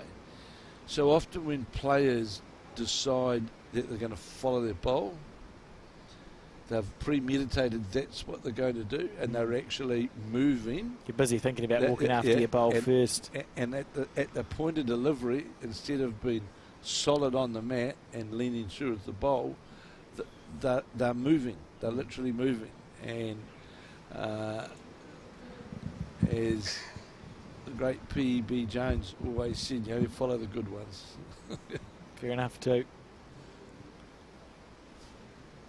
John Walker and Paul Neazor sharing a word or two there.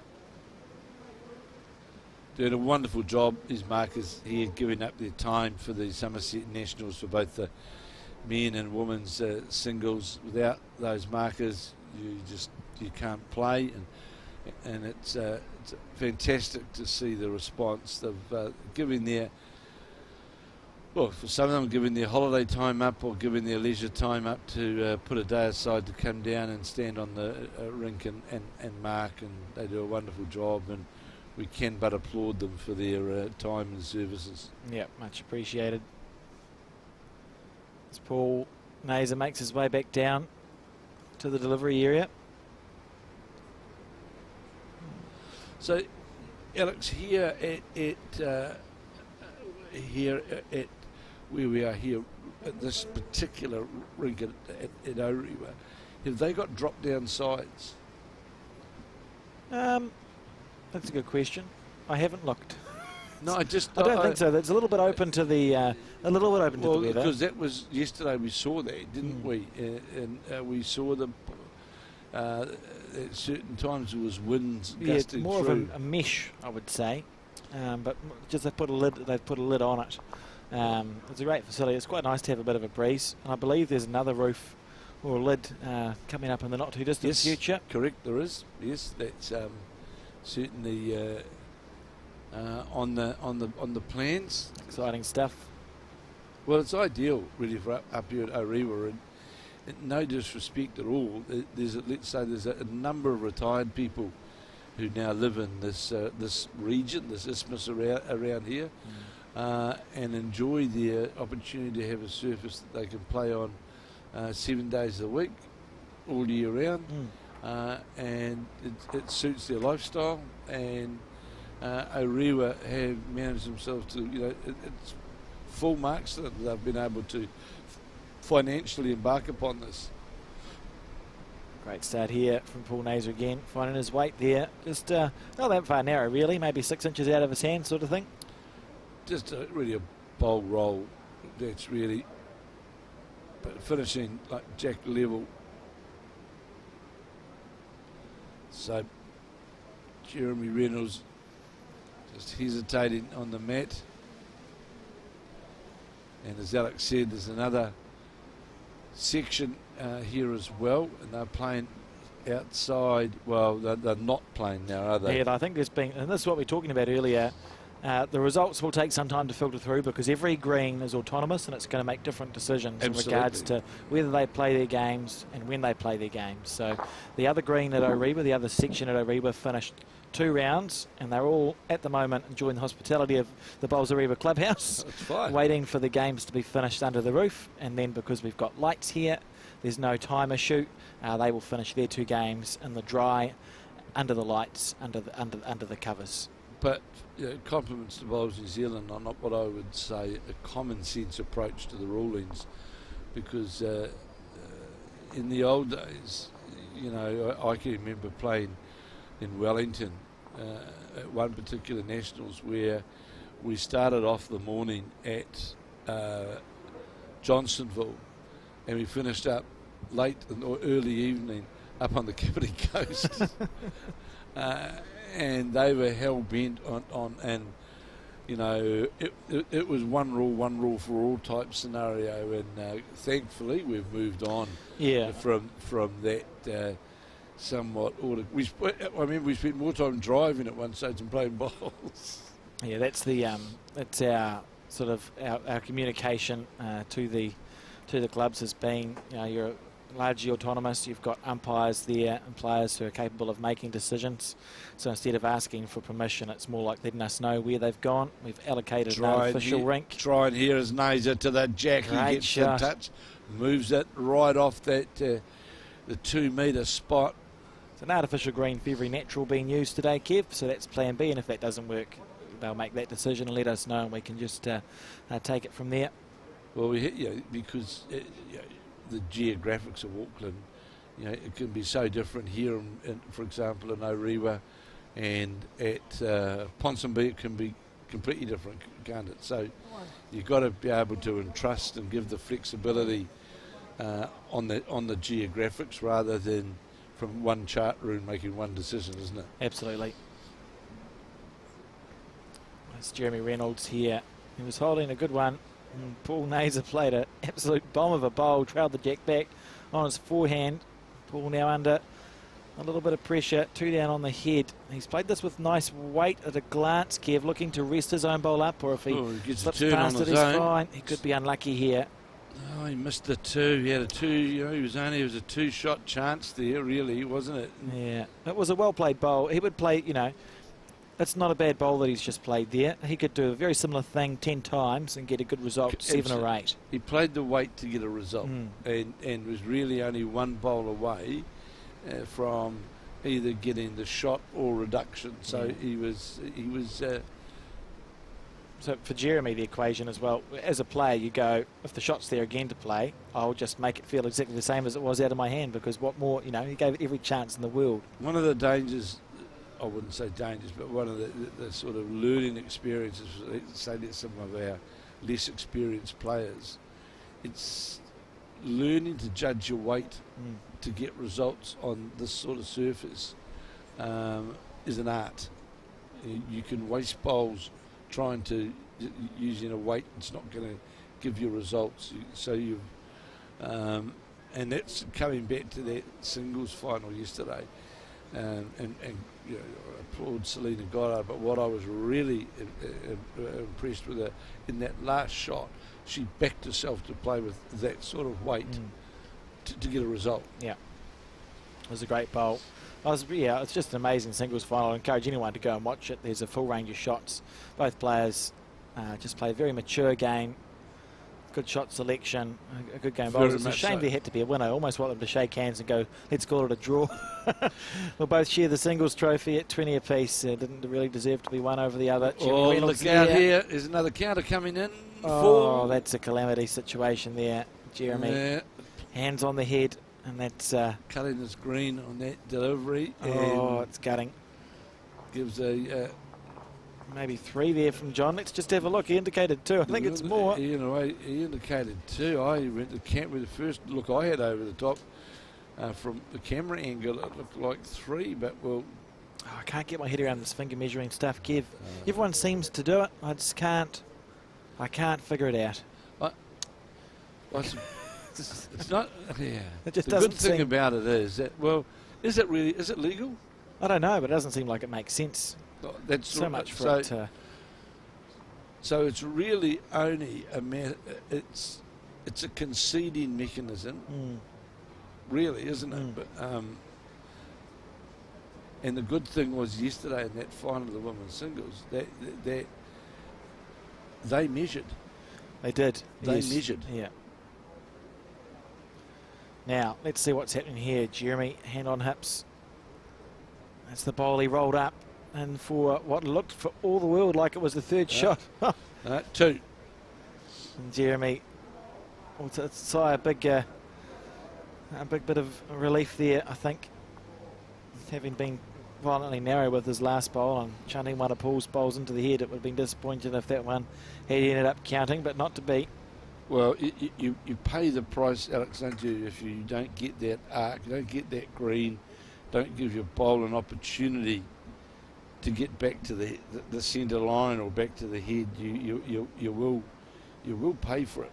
Absolutely. As you should. Yeah, Yeah, I don't disagree.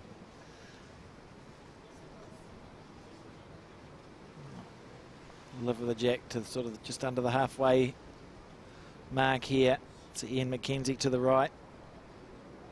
Well, you can see his arm really sort of moved out of shot. It was one of the driving forces behind the Milford club. Now plays out of Takapuna, I believe. Does everybody play at Takapuna? Most of them, yeah. Yeah, it's certainly had an influx of members, hasn't it, at Takapuna? Yeah, club in growth mode. And seen a lot of success in the last 3 seasons. They certainly have. And some of their old stalwarts still going well. I see Chris Taylor and who was he playing with?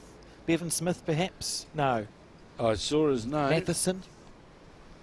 Chris Taylor, anyway, was the skipper of the pair.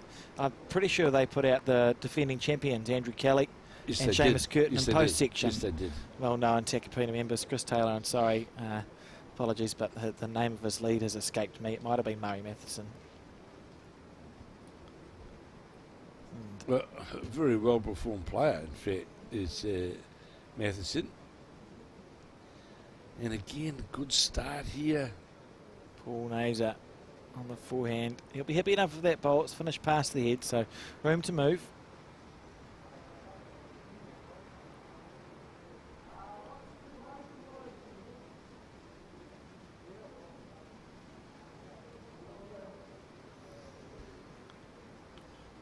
On the forehand now, Jeremy Reynolds. He's played quite well, really. And it's 9-4 down. Yeah, well, that's right back to the centre line. Good shot.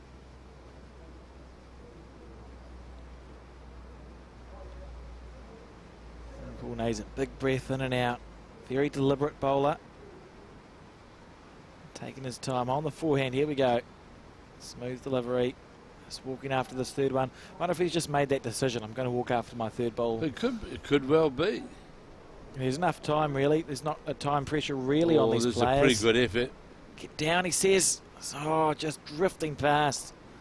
He would have been willing that one to be tighter. I'm just looking here, Alex. Interesting. Paul Neazor has got an interesting, what I would call historian. Right, you mentioned about Ponsonby. But he's also the historian for the Willows Cricket Club in Christchurch, which is one of the fallen, isn't it? So the Willows Cricket Club is based on the old English style country green type. Okay, so it's a different sort of cricket. And they raise a lot of money. They have charity games down there. And in fact, the very first, I think it's on the weekend, the very, very first All Black v Cricketers fundraising match was actually played at the Willows, and it's sort of like the Barbarians of rugby. Yeah. And Paul Neazor is the historian for the. Interesting. It's a fascinating community we have, isn't it? In the bowls world, we've got everyone really on the forehand. Paul here. He's got his hand to his mouth. He's certainly got out on the wider side. He's riding it on the way, all the way back to that centre line. Turn, he says. You can see him thinking, turn. It's going to turn. Get down. Had to turn inside the bowl, not outside the bowl. I'd say just the one down to the Jack Lowe bowl. Yeah, and the good thing is the second shot of Paul's, isn't it? It's in a place that's hard enough to get rid of Jeremy using such a small amount of that mat on the forehand. But you can see that big arc on the draw there, though, can't you, Alex? Yeah. Certainly, this is going to just come up short, but you can see how far from where that bowl was at the apex of its turn to where it came back to. It's certainly a very, very wide. Every chance to turn back. Did you see at the Commonwealth Games, Kev, talking about unusual deliveries and footfold and all that sort of stuff? There was a player from one of the South African countries, might have been Namibia, who almost had a run up to the mat. Yeah, he paused for the. If you slowed it down, he paused for half a second before he then delivered his bowl. He wasn't quite sure which sport he was in. That was it made me blink a few times when I first saw it. I had to just sort of shake my head around and get my head around what was happening. But a good bowler, he played well. Just sort of step onto the mat and then let go of his bowl. It was an unorthodox delivery, I would say. It's interesting though, Alex, isn't it, that you watch, you know, the coaching has got rightfully a method, and Paul Neazor in the background. He's limbering up, but it's.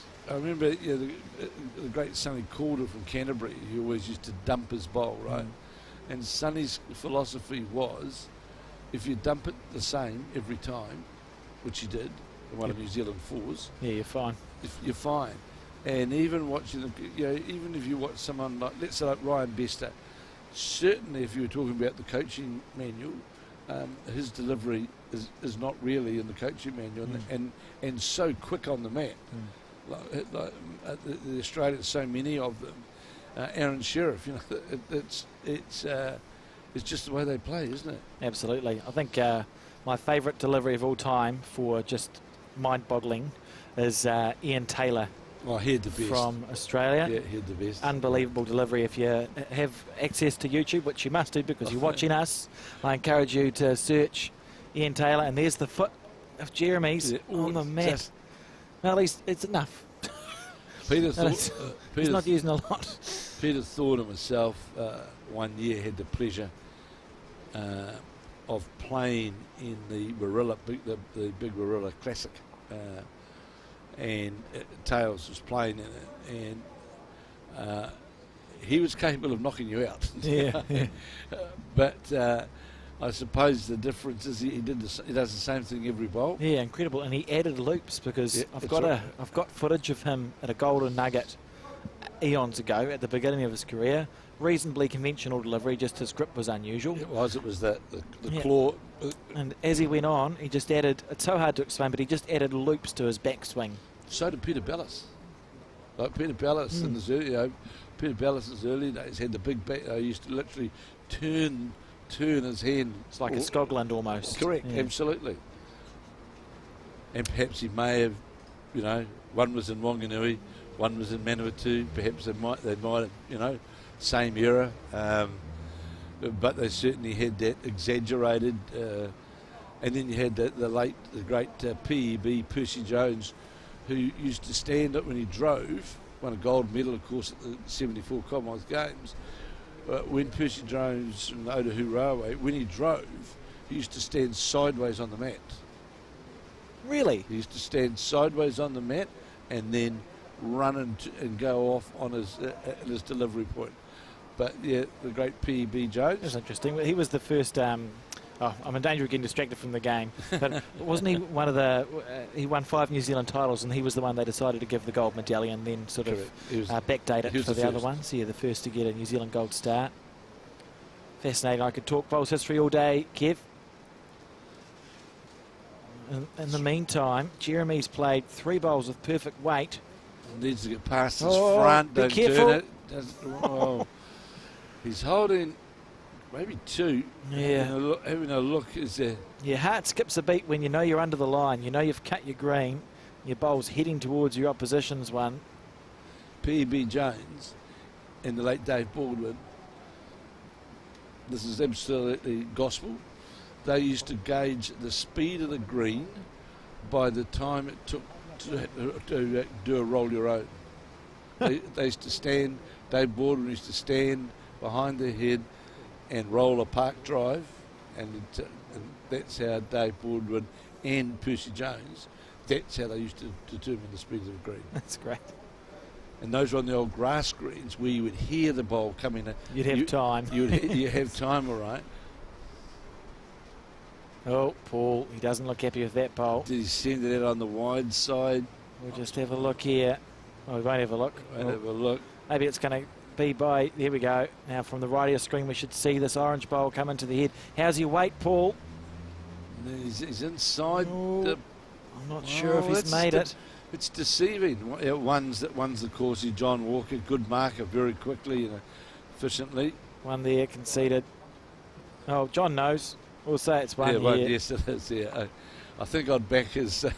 Knows what he's done. Yeah, 9-6. John Walker, the marker for those unaware. Well, as we said before, I don't know how many North Harbour centre titles he's got. He would be close to having the most. Him and Colin Rogan would be close to the most. Yes, they would. Be 20 or 30-ish, I would say. Very impressive records, both of them, and both still winning centre titles, which is an impressive feat, and a strong centre as well. Well, isn't Colin Rogan over in the UK now? Yeah, he is. Yeah, he won the right to a trip over there for PBA. PBA, isn't he? He's evergreen, Colin Rogan. Yeah. I mean, he's been playing bowls for a long, long time. Always been very hard to beat, Colin. Very deliberate, dour, but consistent. Absolutely, always there or thereabouts. And has had a mighty career, and it's showing no signs of slowing down. As we see.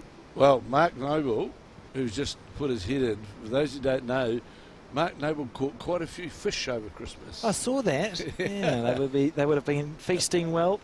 Yeah, there was quite a few, and I saw Janine as well, even reeling in the fish. Good opening bowl here. When I go fishing, I tend to provide the burley. And I don't buy the burley, Kev. It just sort of happens. Well, I'll be honest. I do. I do the fishing at Marsick Fisheries in Glen Innes. Fair enough. See a good first bowl there from Jeremy Reynolds. It's been a well-fought game so far by these two. Yeah, well, they're not big numbers, are they? They're just ones and ones, and you know they are getting some. Some good first bowl consistency. They're getting back to the centre line. Yeah, not much between them. And I think we see... Oh, no, I was confused. Don't worry. Jeremy on the backhand. He's got a heavy biased bowl. They do seem to come back, these ones. Yeah, well, this is working back nice towards the centre line off that backhand side of the ring. And it's going to get right back to the centre line. Metre behind the head. Yeah, good stuff there.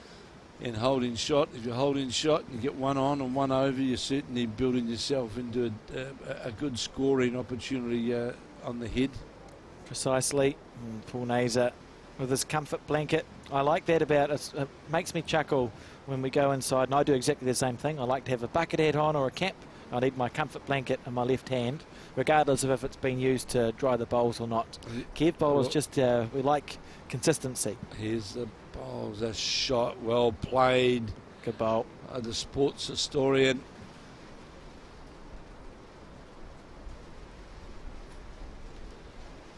No, you're right, Alex. There's certain traits that, Mike Kernan always used to have to play with that. He's changed the colouring, but when he used to play with old Hatch Floppy, it was that was him. Everybody knew, and there's players have got their little traits and the intricacies that they've got. Often do the same thing over and over again. Yeah. Jo Edwards gives it a sniff if she thinks it's good. She does. She sniffs a lot. Yeah, yeah, she does. You're not wrong. Paul following his third ball up again. I think that's a decision he's made. I think that's just, you're right, Alex. I think that's just in the book of playing singles for him, isn't it? Yeah, I quite like that, particularly when you've got that 3 hours time limit to play with, because you're not disadvantaging the opposition. You're not playing for time. You're just following your third ball up for yourself, and I like that call. So Jeremy Reynolds here on the backhand has got the opportunity to sit onto the shot bowl, or if he can get a touch to trail on the jack, he's got a scoring opportunity. He likes it, Kev. Willing it to turn. It's coming down that line that we were just talking about, Alex. And all but the jack. That was perfect weight. It was a well-played bowl. Perfect weight to get that shot. Now Paul deciding whether he wants to play his last bowl or not. Don't overstudy it too much, Paul. So he's played 4. He can't do anything else. I agree with you. And Jeremy just showing the first bit of body language you've seen from either, really. Both seem pretty cool, calm and collected customers. Paul making his way down. He'll just take his time.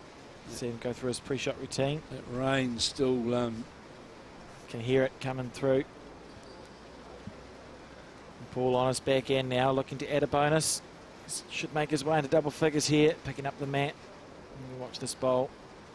He won't want to move the jack. Well, he's under the line, so he's safe. Yeah, it's a gentle effort, isn't it? It is. It's one of those heads where I'm not going to try anything too dangerous here. So 10-6, literally at the halfway point in the race to 21. We had a great game on. First up on the broadcast, we saw a comeback by the man from the far north. He was playing Mike Small when we came on screen. I think Mike was 14-7 or 14-8 up. Something about that, around about that score. That was sort of the last he scored. Mike got to 15. And we saw this mighty comeback there. And John Walker. You'd know more than me, Alex, because you've been here watching, etc. The TV rank that we're using certainly has got an excellent draw on both hands. No doubt about that. Does that seem to be consistent right across the green? Yep, looks like a lovely green. I think it runs probably the top end of 16 seconds, so it's quite a nice speed for an artificial or a carpet, and nice greens on both ends. And we just see, I think even if you just look over now across the green, most of the heads have been pretty tight, and that's been the way it just is on this green. So it makes for good bowls. That's a compliment to the green, isn't it? You see Neazor went narrow under the head, and has Jeremy Reynolds. He played that good first bowl again. The last three ends, Alex, Jeremy Reynolds has played a very, very good first bowl, which is it just gives you that confidence on the head, doesn't it? Absolutely. And Paul Neazor on the forehand. Needs to get wider than he did with his first. Yeah, he's added a bit of weight, so he's looking to almost a reaching bowl here by the looks. Kev, bowl or jack, or halfway in between. Or just going to get the hole in between, but that's not all bad. Yeah, and Jeremy Reynolds will be thinking back to a few years ago where he did the same thing and thinking, well, there you go, it swings and roundabouts. So Reynolds coming down that arc again, needs to get past his own front bowl, which he's going to do, and go by. Come in behind the head, he's 1.5 meters higher the jack, just off that centre line. Paul Neazor asking one down, I thought he was one down, there's that walk off the mat, back on the mat. Very deliberate. Looks like he's going to play the forehand side here. Stays down on the mat, Alex. Doesn't really. Only time he came up was when he chased that bolt up the rink and fell short. But he does stay down on the mat, stays down on his vision, which is also, that's what you need to do. Yeah, pretty solid. There's not much wrong technically with the delivery. Jeremy Reynolds, apart from the unusual foot placement, he would say. He sort of stole his hand there with that bowl of Neazor's, because he's Jeremy Reynolds has played his first two, but he's persevering down on that backhand. This is dangerous, Kev. You've got to be careful. Doesn't want to make contact with the orange. He's not going to with that. He's well off target with that. But no, he was not too short and too narrow, and has actually just about blocked the forehand. It'll be tempting for Paul to play with a little bit more conviction, perhaps. Well, if he plays with a bit of weight to the bowl and he was to get the jack, Alex, there's every likelihood, the way how it's laying, his bowl would go with the jack. Yeah, it's hard to see how it would go badly for Paul here. If he just reached on the forehand, he could almost afford to lose his bowl if he misses. Exactly. Playing that sort of real reaching weight. It's not going to, if he gets it right, it's not going to make any harm to that bowl at all. And it's interesting, he's changing that hand to the forehand, and I wonder whether he's going to reach through that bowl with weight. Taking a draw line again. Must be happy with that 10-6 score line, and this is a poor bowl here from Paul.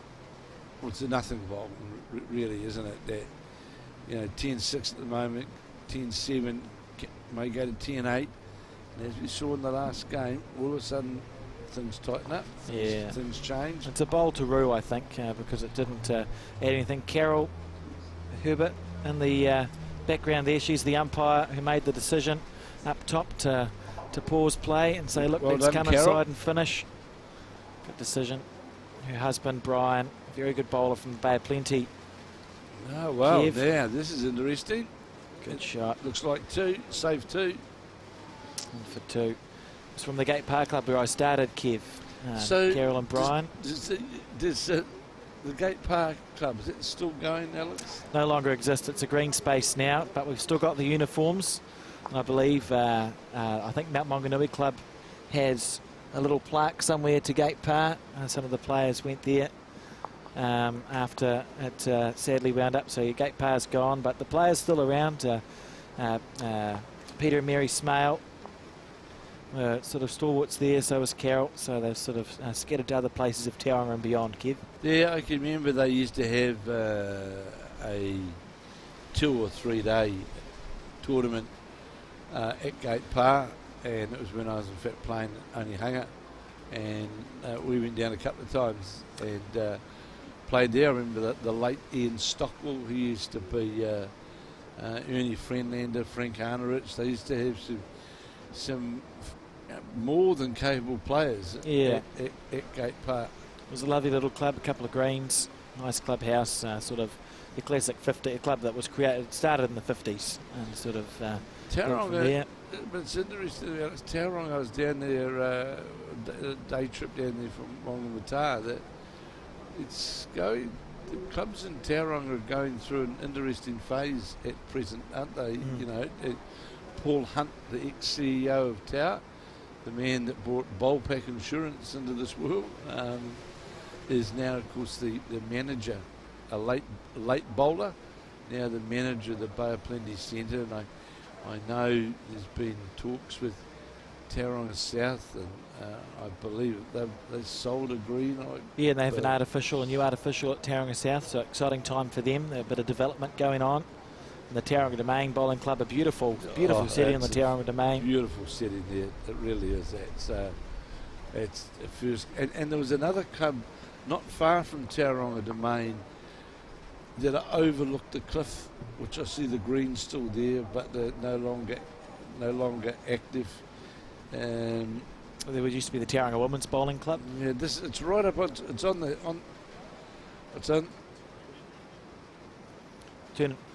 I don't know. Well, I think there's model cars there now or something. But who knows? But it was another club in Tauranga, of course. That was, but we're seeing that all around the country, aren't we? And you know, I know there's changes in numbers, but you know, I just think although we might have lesser clubs, I think we've got what I would say stronger activity. Strong clubs and great community, bowling community, and plenty of events to play in for all different needs and wants, really. You know, the Nationals for some is a social event, and for others it's competitive, so provides that. But we also have twilight bowls, business house bowls, a full range, and a good, active, vibrant community, I think, in the bowling world. So we see this game's tighten up a little bit. Kev, 8-10 now. Paul Neazor. Yeah, anybody's game in the race to 21. Neazor holding the shot with his first bowl, with that jack level bowl, and as you'll see here right now, it's the danger that Alex and I spoke about on this surface. If you don't want to compliment and get the right green, you'll certainly pay the price, and you'll finish up playing a high percentage of ineffective bowls. Yeah, and on a good line here is Neazor needs to get under the blue here, down to the jack. Good shot. There's a well played by the Auckland player coming behind, and that'll count. That's well played there, Paul Neazor. And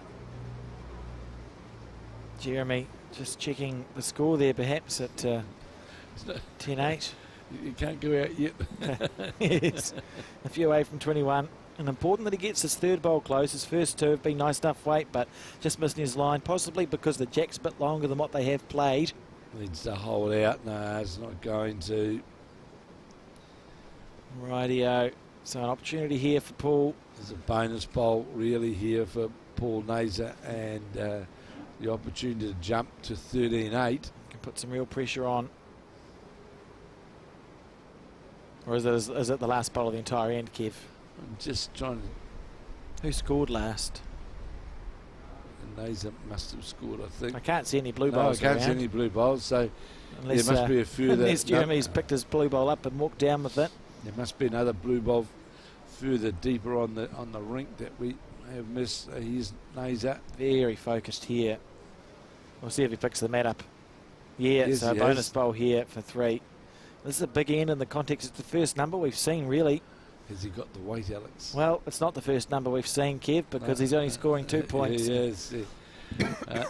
Those are the, when the gates open at this level, you've got to jump at that opportunity. the bowls that if you end up losing the game by 1 or 2 points, you look back on and go, that there is where it happened to me.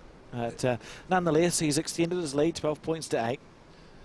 Well, it's now about just making sure one's a good shot now on the road. I'm not saying he's on the road home, but second shot and one shot are 2 in singles.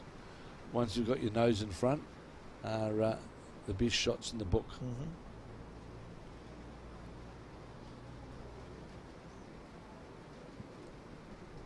So 12-8, forehand side.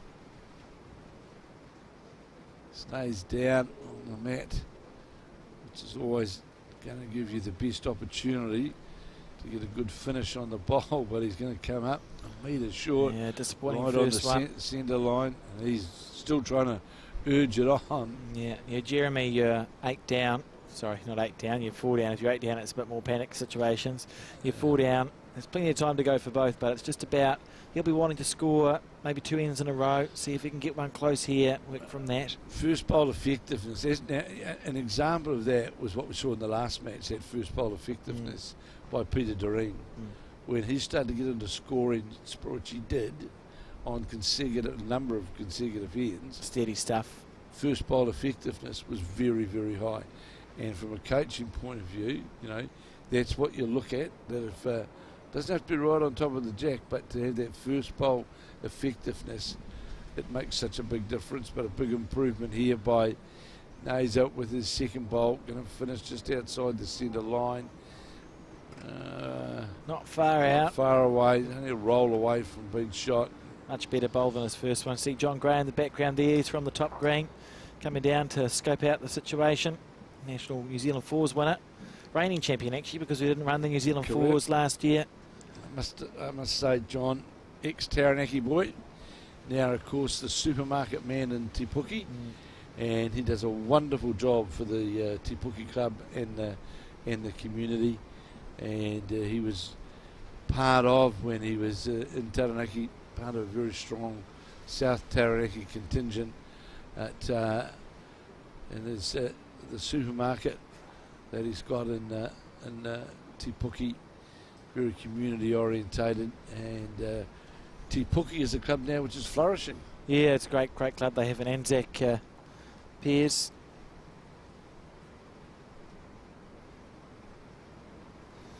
There at the Te Puke Bowling Club, which is always enjoyable. I've played in the first edition of that, haven't been back yet, Kev, but I intend to at some stage. Yeah, they hosted us down there, Tamara and myself, for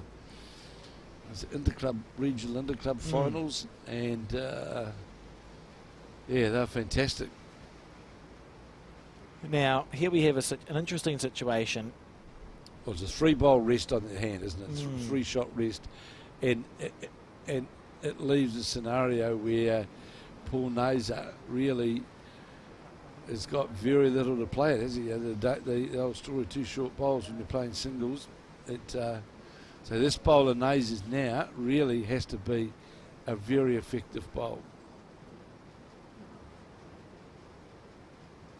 On the forehand, here we go.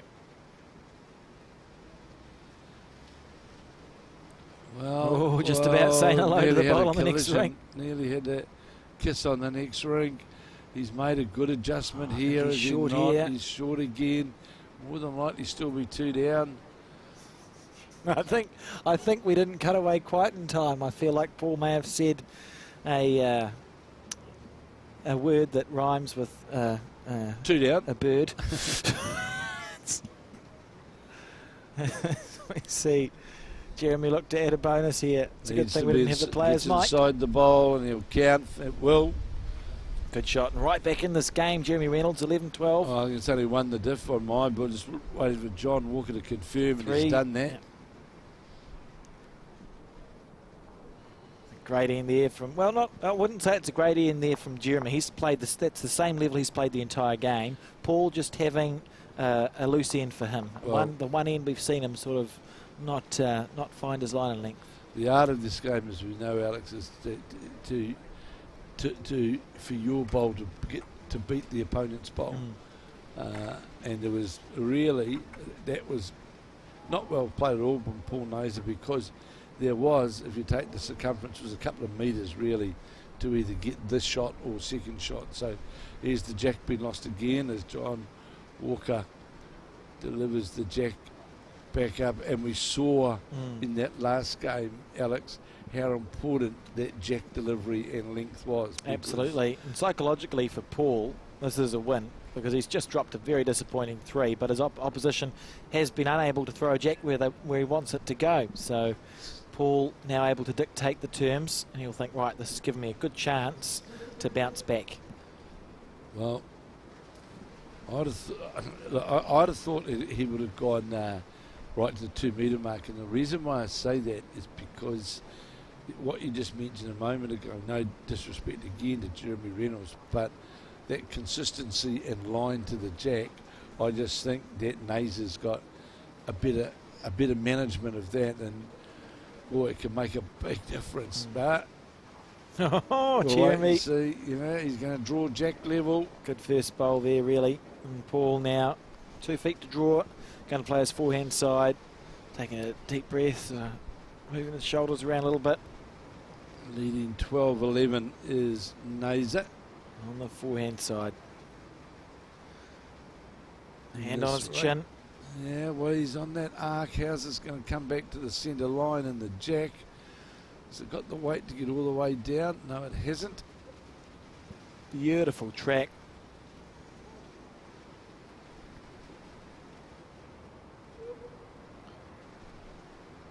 Now, Jeremy on the backhand again. Again, out on that very nice arc, but I don't. Has he got the weight to get all the way back? The blockhouse paper coming back now to the centre line, and will do so. And one would think that shot. It is, in fact, this first bolt appears from the camera angle to be shot. Plenty of room though for Neazor. And again, he's got it out on that good arc. Has he got it out too wide on the weight? Maybe. Now, working its way back now. Needs to hold. It'll be the shot. Great shot. Well played. Toucher. Lovely bowl there. Beautiful bowl there from Paul Neazor. Just reasserting himself in this game. He's just dropped a loose 3 and saying, no, I've still got control. Watching Paul Neazor even off the, when he's there again, so he's standing on the bank and he's going through his delivery routine. Very, very deliberate player, trying to get to the jack as Jeremy Reynolds gets a touch on the front bowl. And look out. He's made it 1. I think he's made it 1. Well, Paul asking the question, am I up or down? And we'll see there, that's a little bit fortuitous there. It was, John. 1 up, says John. Holding 1. That's fair, that's fair. Well, he deserves to hold on to it. That's about what should be happening here. Jeremy looking a little bit disgusted in the background. Paul holding the shot, and only just. There's that third bowl walk. Yeah, third bowl again, third bowl walk. There's a good shot here for Jeremy if he plays on his forehand side, just to rest that orange bowl out that sits at 9 o'clock to the jack. Jeremy's got second and third shot, still will. If he's tied onto his blue, the jack's going back to the blue at 6 o'clock. The key for his result is not to. Don't understand. And try and steer the bowl Oh, can't work this out. I'm sorry. Maybe looking square onto his blue or underneath it. Good shot. Good shot. Well played. That's exactly what I thought he'd do, but on the forehand side. Well, that was it. Look, it looked a reach for sure. On the other hand, yeah, didn't it really? No, good ball. He must have seen it from his end. That must have just and the angle looked looks right. different, obviously, as well, Alex. And yeah, very well played. Yes. Holding 4 now, Jeremy, and that was beautiful. His weight was perfect, really, wasn't it? Because his collision bowl sat there, and removed Paul's bowl from the head. And this could be a big turnaround. He's just picked up a 3. He's now holding 4. He could score 7 points in 2 ends. Very deliberate is Neazor. As Alex said, there's likely 4 down on the head. Trying to save. Here we go on the forehand side. Massive pressure here. Paul Neazor watching this bowl. Oh, this is on a pretty good line, Alex. This is on a pretty good line. This is on a very good line. Oh, well played. Second shot. And walking back for the mat, and a good bowl there from Paul Neazor. That would have been an easy end to drop another bundle on. You've just dropped a 3. Looking like he's just dropped a 1 here, perhaps. Well, 2 at a stretch. Yeah, maybe 2, but well played. It was well played. He wasn't far away, and I think they've already agreed. If they not, oh no, out comes the tail. I saw them agree, but now they're doing a measure. Going from the jack to the bowl sitting flat, and around. Twosies. 13 points now to Jeremy Reynolds. First time he's been ahead in this game in some time. The entire game, maybe. I'm sure that he'd drawn second shot. Pick your... going back. He hasn't lost his rag yet. No, he... But that was a good recovery bowl, though, from Paul Neazor, because he really had been nowhere near the head with his previous 3. And drew second shot. Well, it looked like second shot. Yeah. But in fact was third shot. Quite impressed with the composure shown there, particularly having dropped a 3 on the previous end. And then you think to yourself, well, now I'm 4 down. This is just the way the game's going. So good composure. Kevin Skinner there. You can see on the left, to the left of the pole. Skinner family are well known in the Point Chev Te Aratū sort of region. Member of the Point Chev Bowling Club. He'll be here watching Aiden Takarua, who's his nephew. Or I think Aiden had won 2, is that right? Yeah, won the first 2. Switched his bowls to play out in the rain, but we'll be playing inside at some point. Some clipping going on there. The Mount Maunganui player on the next rink, well, you'd no doubt know who that is, Alex. Paul Anderson, I believe. Paul Anderson, is he part of the Bay of Plenty side? He has been. I'm not sure if he is currently, but been knocking around that sort of representative level for a few years now. And a loose bowl from Jeremy with his first one. It's as loose as we've seen from him in the last 5 or 6 ends. So, Alex, it's fair to say over the next 3-4 weeks there's a plethora of bowls coverage. Of course, we've got the finish of the Summerset Nationals post-section play, of course, in the finals, and then the following weekend will be in Taranaki. Yes. There's Burnside Piers, Taranaki, more Taranaki, and then something else and more bowls, and then you would take a breath and there's more bowls again, Kev. So onwards we go. But we'll be covering all the finals action from the prestigious Burnside Piers, the legendary Taranaki men's Open 4s, which is immediately followed by the Taranaki women's 4s, and we'll be bringing all of the finals action of those events. So great stuff. There's a lot of events coming up. So we see Jeremy made a great correction with his second bowl, looking to get close again. Paul Neazor started off so consistent with all 4, just fallen off a little bit in the last few ends. Not much, still playing good 3rd and 4th bowls, but those first 2 have just loosened up a little bit. Well, as you well know, in singles, Alex, it's that first bowl consistency might sound like a I'm harping on about that first bowl consistency, but by goodness, it makes such a difference and just helps you.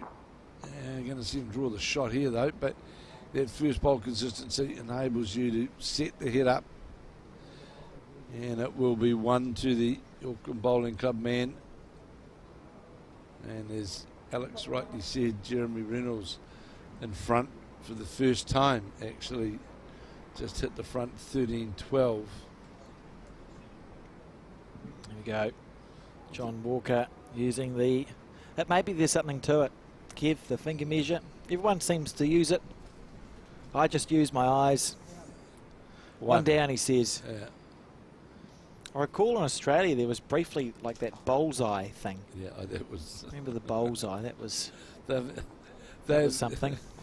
They've had some pretty, let's say, Australian things. Yeah, it was a see-through plastic circle with rings drawn on it. Correct. And this bowl just going in and out of the count again.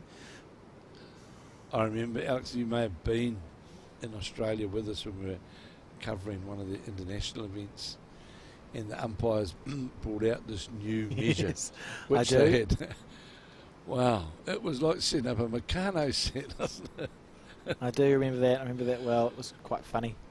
And I think... I don't know if they still use or it went any further, but it was one of the international events where they had this mechanism, I would call it, the umpires had for measuring. And all I would say is that the measure as it is has worked pretty well for the best part of the last 70 years.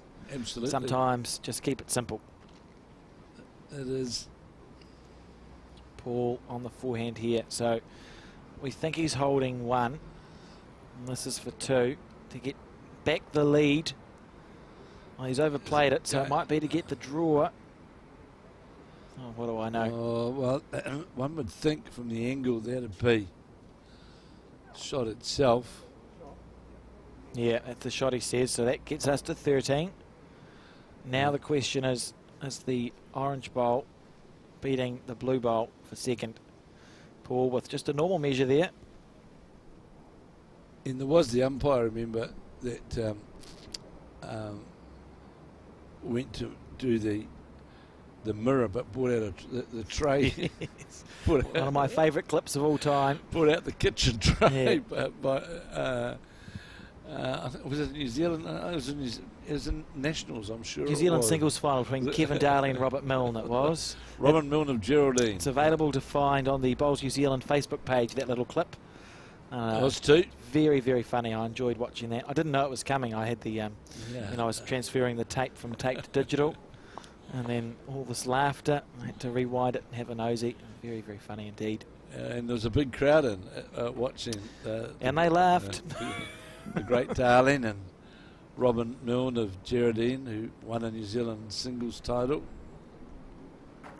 It's a good game to watch, actually. There's a contrast in styles there. Kevin Darling played a lot of runners, quite aggressive bowler in the singles, and Milne just stuck to the draw almost the entire time. Kevin Darling was the legend of the run shots. I can remember a particular Nationals where Onehunga was the headquarters, and I was playing with the late Jim Christie, and we were down to the last 8 or something, and Darling was playing, and we had to come off because the speed of the greens, it was just players were running into one another, and Darling, and he was this grass green at Onehunga running around 21 seconds, and there was Phil Scoglin on the green, Peter Bellis, so I was playing with Jim Christie. Ken Gash was in that. Yes, Ken. And Nola. Yep. They were playing together, and they were down to the last few. And Kevin Darling on the 21-second green at Onehunga was still playing run shots to get to kiddies or bowls, and remember, we weren't playing with the sort of bowls that we were playing with. Yeah, unbelievable skill. And his skill level, both at indoor and outdoor, of course, was second to none. He was an outstanding, different character. He was, but if you talk about a player If you, in those days, if you were picking a number 2, for example, on the New Zealand side, Darling, in my view, was one of the first you would pick because his weight control that he could play was just, he was outstanding. He won an indoor New Zealand singles in the 70s. He played John Wells in the final, and John had a banged up knee from he'd slipped in an Easter fours and outdoor, so he was crouching instead of kneeling, and Kevin had his left arm in a sling because he'd broken it. New Zealand singles final in the 70s, incredible stuff. Yeah. No, he was a great player, Kevin Darling. No doubt about that. He was one of the best going around. See, these players have found their line pretty well here.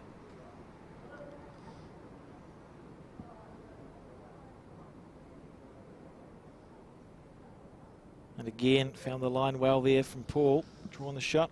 Just leaving, both players are not really, what you would say, owning the head, Alex, are they? They're sort of, they get one there. And this bowler, Reynolds, is going to finish up under the line again. That's 3 bowls all.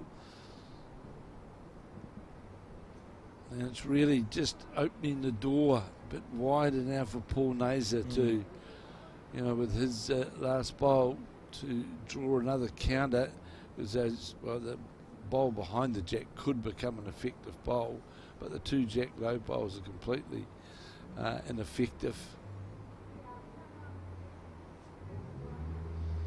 So here's his pre-shot routine from Paul Neazor. There it is. He swings the arm, very deliberate. I can see his vision. He's visualising where that breaking point is to his bowl to be effective to get back to the jack. Oh, hand on chin, watching this bowl. He's got one close. Willing this bowl on. He needs it to run. Needs to work now. If it's got the weight, it will turn. Come back nicely there, holding 2. Yeah, it's that. If Jeremy was an aggressive bowler, it'd be tempting to go those 2 bowls because you've got 3rd, 4th and 5th shot. He has, and no more bowls left, of course, as well. He's on the tight side again. He's going to need the weight to hold himself up. He's in danger of slicing Paul in for 3rd shot here. Or getting a slice himself. Panic stations. It's disappointing there from Jeremy Reynolds. He'll be gutted with that. A loose bowl, and Paul taking a 17-13 lead now, looking good. And just quickly, Kev, just come to my attention looking through the news that Sir Patrick Hogan has passed away. Renowned horse racing and thoroughbred breeding icon, and obviously the bowls world and community has a bit of a crossover there, so just acknowledge his passing. It's certainly, Sir Patrick has suffered ill health of recent times, but a world iconic figure in the horse racing industry and breeding industry. And if you ever want to read an interesting book, I can't remember who wrote it, but it was about the life and times of Patrick when he moved off the dairy farm and wanted to get into the racing breeding industry, and acquiring Sir Tristram out of Ireland. And it was the wildest stallion that you'd ever want to. And when they actually got it here in New Zealand, they wondered, well, it was this thing, and it went on, of course, to become world famous. So great New Zealander. Good opening bowl here from Paul Neazor. Just going to finish jack low. And also, Alex, I think it's also a sad passing. We've had one of the Birkenhead members, Shane Gibson, ex-employee of Bowls New Zealand, ex-employee of North Harbour, who has had ill health for a number of years, but fought just a fantastic battle, so to speak, to the end. Played representative bowls for North Harbour, a genuine good guy, and so our commiserations to Natalie, his wife, and the family on the passing of the little man who gave so much and fought so hard.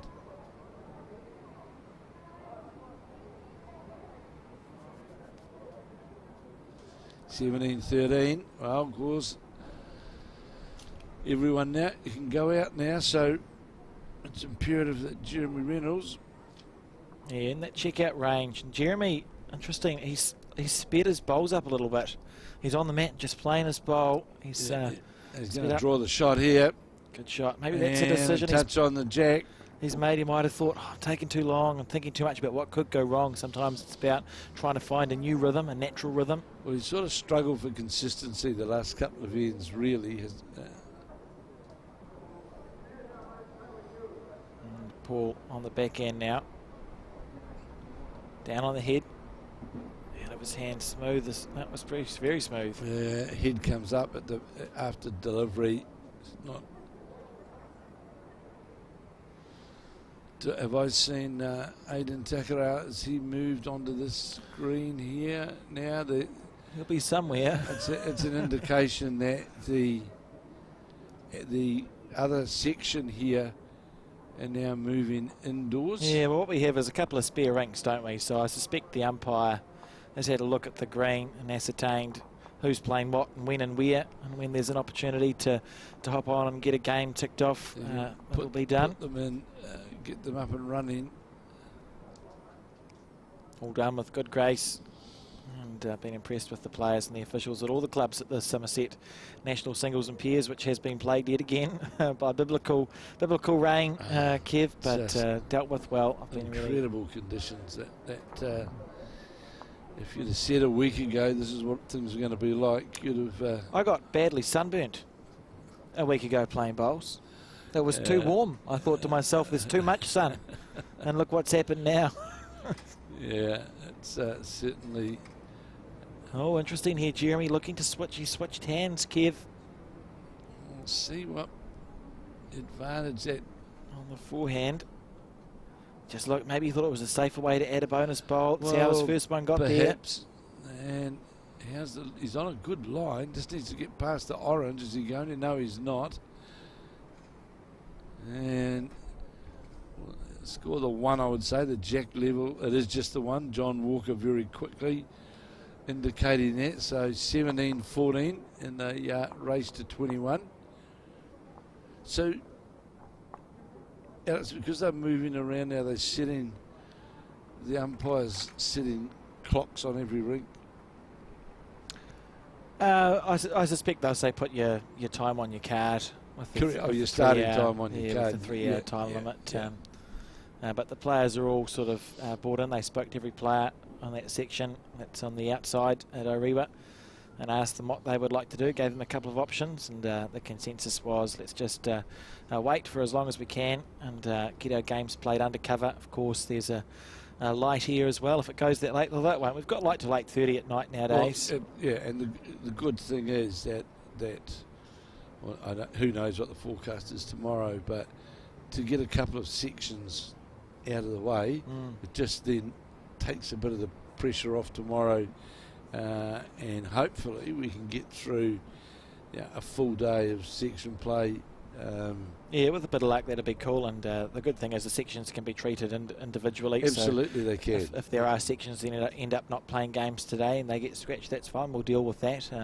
But as much bowls as possible obviously is the goal. So is Newland being used under... Yes, Newland stepped up and responded. And on that note, thanks to those clubs that answered the call. We've had great support from clubs that weren't originally involved in hosting the Summerset National Singles and Pairs. Clubs like Koimarama with their artificial greens have stepped up and helped us out today. Henderson Bowling Clubs helped us out today in a space where they didn't have to. They got given the phone call, asked to step up, and they did. So we're really grateful for that community spirit shown there by those clubs.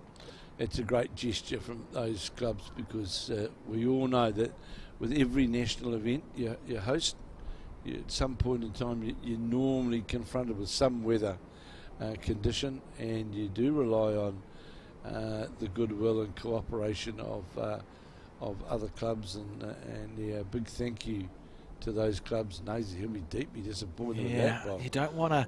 He's on 17. He's within check-out range. That's when you want to put your metaphorical foot on the throat, Kevin. You want to really stick it into gear. You don't want to leave the gate open. Jeremy holding one here with a chance to make it 2. A longer end than what we've seen. The jack right on that 2 metre mark. This ball here, ducking across now, but it should hang around for 2 perhaps. There we go. Sitting with a very loose 2. Loose, plenty of room. Beautiful weight.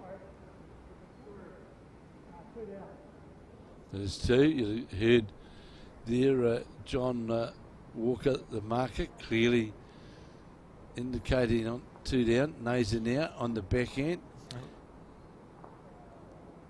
Out of his hand. Following that 3rd ball up again.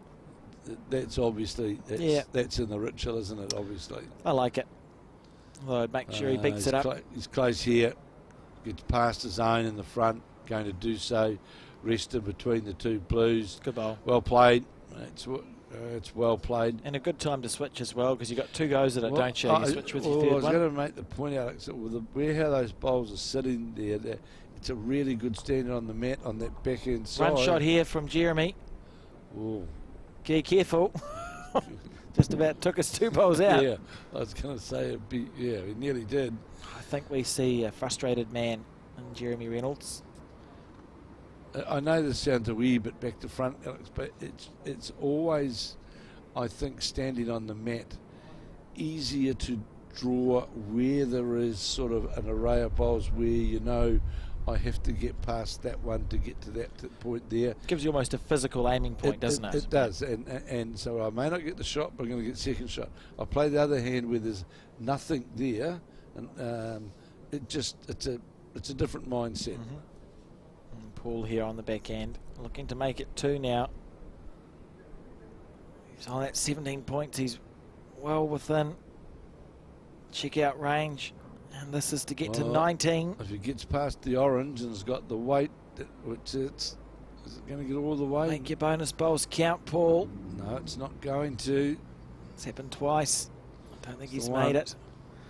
This one there. So 18 points to 14 now. Paul Neazor looking good, but still with a bit of work to do to get over the line in this game.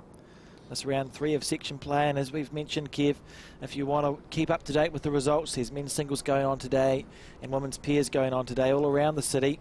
Go to the Bowls New Zealand website. There's a couple of ways you can get to it. The Bowls New Zealand website, please, bowlsnewzealand.co.nz, and you'll see a link there to Bowl Sub Aotearoa, and that has the draw and results for not only the events that have been played and completed, but also the events that are currently underway.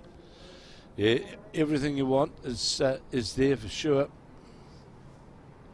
And Paul Neazor on the forehand side just set himself there. Player offering a bit of distraction on the eye line, I think. So Paul on the forehand.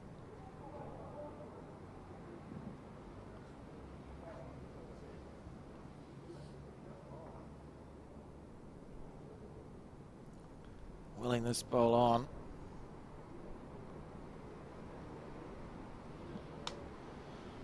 So finishing just a bolt, Jack Lowe, you'd like to be a wee bit closer, but he's Jeremy Reynolds now has to be so careful.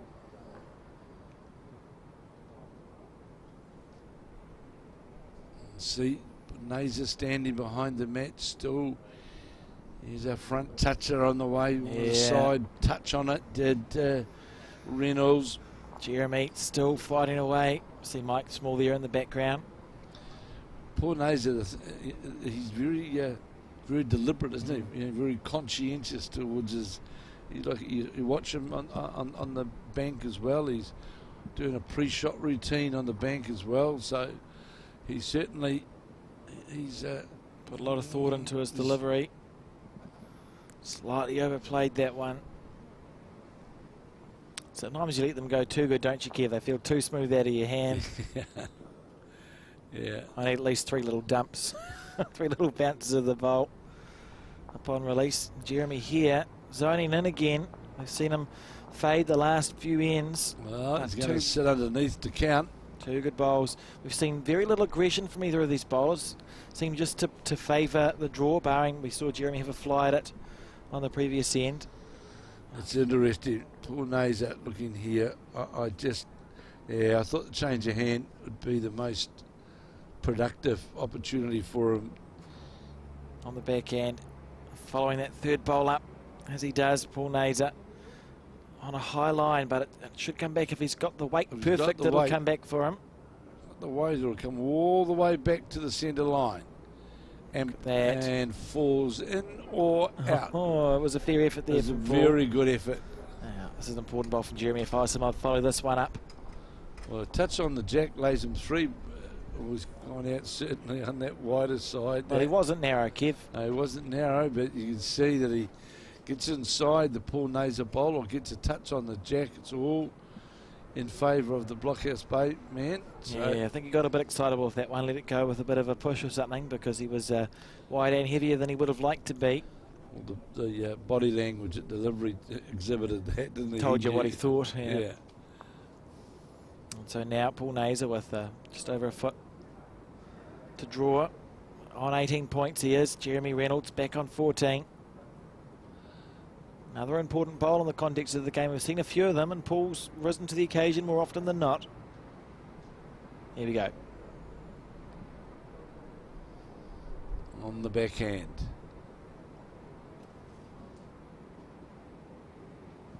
He's on a high line again, but it's down to his weight. If his weight's perfect, it's close. Overplayed. It won't work back far. It won't work back all the way. We look at it come back in. Still got to the centre line. Yeah, if he had been a metre shorter, that's the shot right there. We've got hands on the head from Paul. Yes. Showing a little bit of frustration there. Jeremy on a high line again. We talk about finding that perfect weight. So let's just see what it does at the end of its track. Golden opportunity to make this a 3. Well, it's working now. Well played there from Jeremy. Great bowl.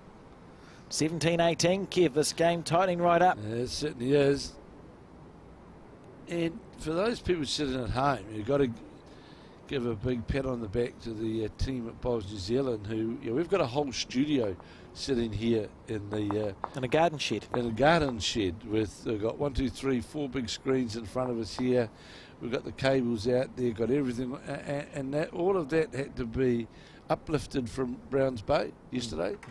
And moved down here to Orewa. It's all set up. We've got a team of 3, Tamara and the team of 3, bringing you all the graphics and all the optics, etc. And they do a wonderful job because they're here first thing in the morning getting things ready and getting all the cameras in the right spot and the angles, and they're here right throughout till the last bowl is played. So I think it's well, I don't think it's certainly well noteworthy the thanks and wonderful work that Tamara and the team do in being able to bring all this together for people wherever you may be. Yeah, particularly on days like the day before yesterday when it bucketed down at Browns Bay and the decision was made relatively late in the day that the finals day would be held here at the Orewa Bowling Club. Tamara and the team then have to move a considerable amount of equipment, in the dark to Orewa and set up for the first game at 8:30. So there wasn't much sleep and quite a lot of coffee in the shed yesterday. They do a wonderful job. Paul here, 18-17. I think it's fair to say he's had the better of Jeremy for the majority of this game. I think he's been the better player. More consistent, I'd say, and more than likely finishing in better scoring areas, I would say. Deserves to be up at this stage. Jeremy, and he's got another good bowl here. It'll be the shot, going to finish lower the jack. Not quite getting to the centre line, but it's there. It's the shot for sure.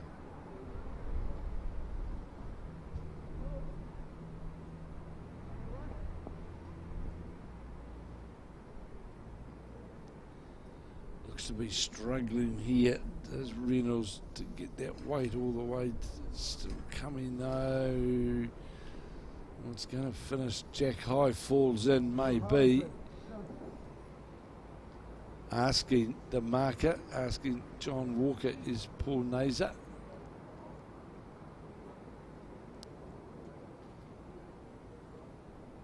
Paul just taking his time.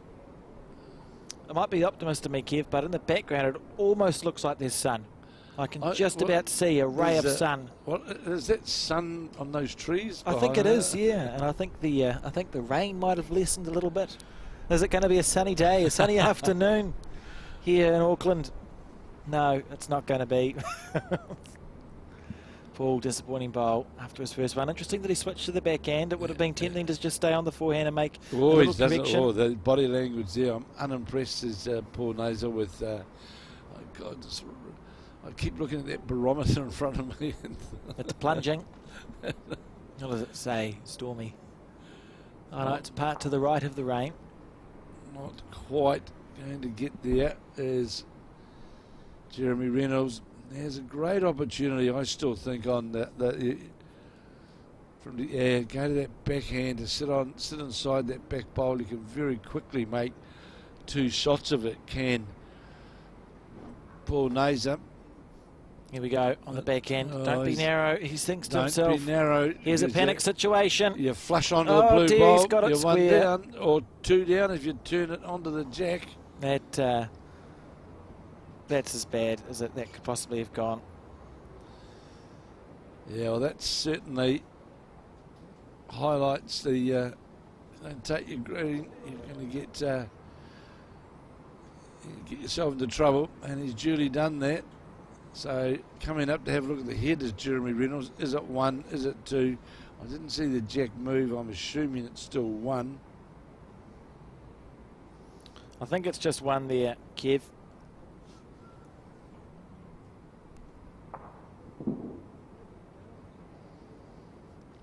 And of course, we'll be back tomorrow with coverage of the women's pairs section play, and after that, the open disability quarters and semis.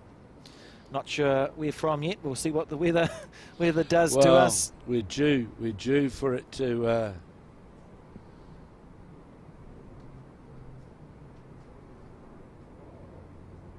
Doesn't look like Mark O'Connor's had a good day on the green.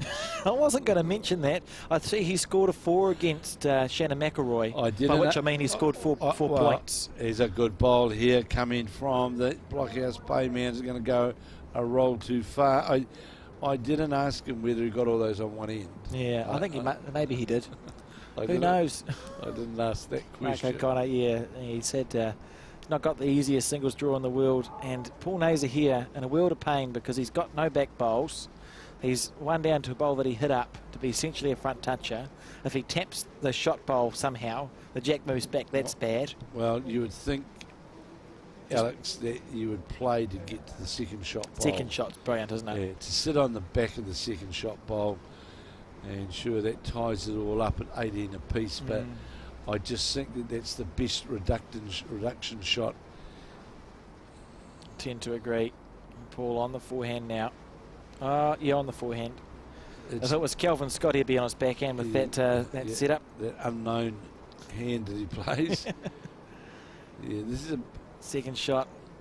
That's the call. He's not far away if he's got the weight right, Kev. Now needs it to stop. It looks like it's passing through to me. I just felt, Alex, with the blue bowl sitting in behind the jack, it was what we were talking about before. Gives you that visualisation of where you need to get to. I agree. 1.5, says Jeremy. And just for the viewers' information, this will be the final game that we'll broadcast here today, Kev, doing 2 games a day. And so tomorrow we'll be back at about 11:30 to broadcast more from the women's pairs. So if you are looking for results of the day, just please do remember to check back onto the Bowls New Zealand website. And if you're looking for more bowls to watch, I would encourage you to have a nosy at the women's singles final that we broadcast yesterday. You won't watch a better game. It was certainly an outstanding exhibition of play by both of our 2 internationals, Selena Goddard and Taylor Bruce. They certainly put on a top draw exhibition yesterday, and to me as well, Alex, and this is full marks to our coaching people, it just highlighted there is a gap between, there wasn't a couple of years ago, but I think now we've got a gap between, let's say, our top 3 or 4 players via our top 10 players, so to speak. I think they still have improving to do. I think we're going to see world champions and Commonwealth Games gold medalists come out of that stock. I think we've got just some absolute great bowlers, and there's still improving to do. And I was thinking, Selena Goddard's now a gold star holder. Is she one of the youngest ones we've had, Kev? Mandy Boyd. Yep. Would certainly be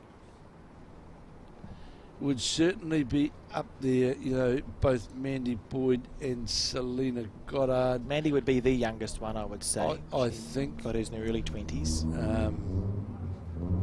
Joe Edwards, or Joe Barrett, she was, I think, a wee bit older when she started to get into, I'll say, that winning, winning cycle.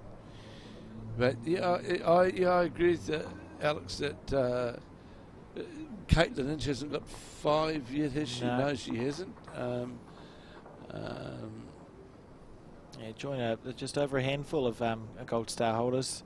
And when you look back in the past, players like Siswin Stanley, she was older when she won her title. She didn't start playing bowls until a bit later on. Correct, and we went through that phase as well, building up to the 1990 Commonwealth Games, where we had that Matamata dominance of, and in fact over Christmas I had the pleasure of having a cup of coffee at the Ryman Village with one of our leading players out of Matamata, was in that fantastic silver medal match, the final of Commonwealth Games fours, Adrian Lambert. Oh, cool.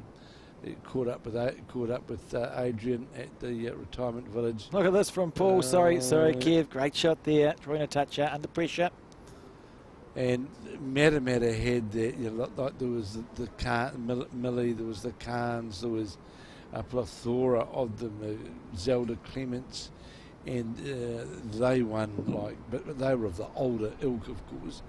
But they went through a phase when they won, you know, just title after title after title that went out, that Matamata had, and Murray Watson. But I would put Selena and Mandy Boyd as our two youngest. Yeah. Pretty incredible achievements, and we could be seeing here, Kev, potentially the last end if Paul Neazor can make this one count for 3, because Jeremy's got his last bowl in his hand. And he's not been close yet, so under big pressure here. Paul Neazor, great shot there for 2. Potentially in check-out range. I stand corrected. 3, he's holding onto the 20th point, the third shot there. He's attacking to the shot box. Interesting here from Jeremy. Trying to get down to the jack. That's an ear shot. Here comes the match bowl. Here is the match bowl right now for Paul Neazor of the Auckland Bowling Club. Making his way back, John Walker clearly indicating that it's 2 to the Auckland man, Paul Neazor, and he's got a good meter, I would say, to draw the match point. As Alex said, we'll be back tomorrow morning at 11:30. And we'll be bringing you more live action. Of course, live action will continue right through to the final of the Summerset Nationals, where we get to the final of the men's singles and the women's pairs, hopefully to be played in the glorious sunshine at Browns Bay.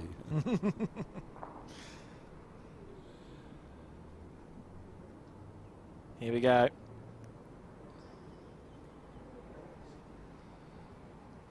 He's out wider with this bowl. Alex, how far is it going to come back? It's not going to come back inside this blue. Neazor's first attempt at a match shot. He's not happy with himself. He saw that the gate was left wide open for him. He moves to 20 though. 2018. Jeremy Reynolds lives to fight.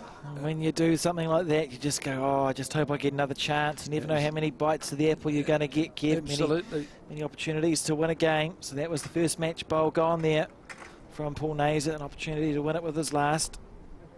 So on that 20 points. It's Neazor's continuing each time he's had the mat, right back to the right back on the 2 metre mark, and has played that. It's a very short head, this, Alex. Very short indeed. Interesting. I'm not sure if that was intentional. No, it's only, I doubt it. It's only a couple of metres up over the minimum, because the mat is on the 2 metre mark. I'd suggest it's almost a sign of a bit of tension in Paul. You know, you tighten up a little bit, it becomes harder to release the bowl and the jack. Well, that's why now Alex's first bowl becomes so important, sitting on 20 shots in the race to 21. On the forehand is the sports historian playing out of the Auckland club. Close here from Paul Neazor. If it gets down in time onto the jack. That's a good start. That's a good start when they're sitting on 20. Yeah, happy enough. Good one to correct from. Played well this game, both these players really. Played some pretty good bowls. Paul, slightly better, I think. Showed more consistent, although the result's far from over. But Neazor, I would say, has been more consistent. And just to prove me wrong, we see Jeremy Reynolds all but draw the shot. Curse of the commentator. Yeah, just goes by on that backhand side.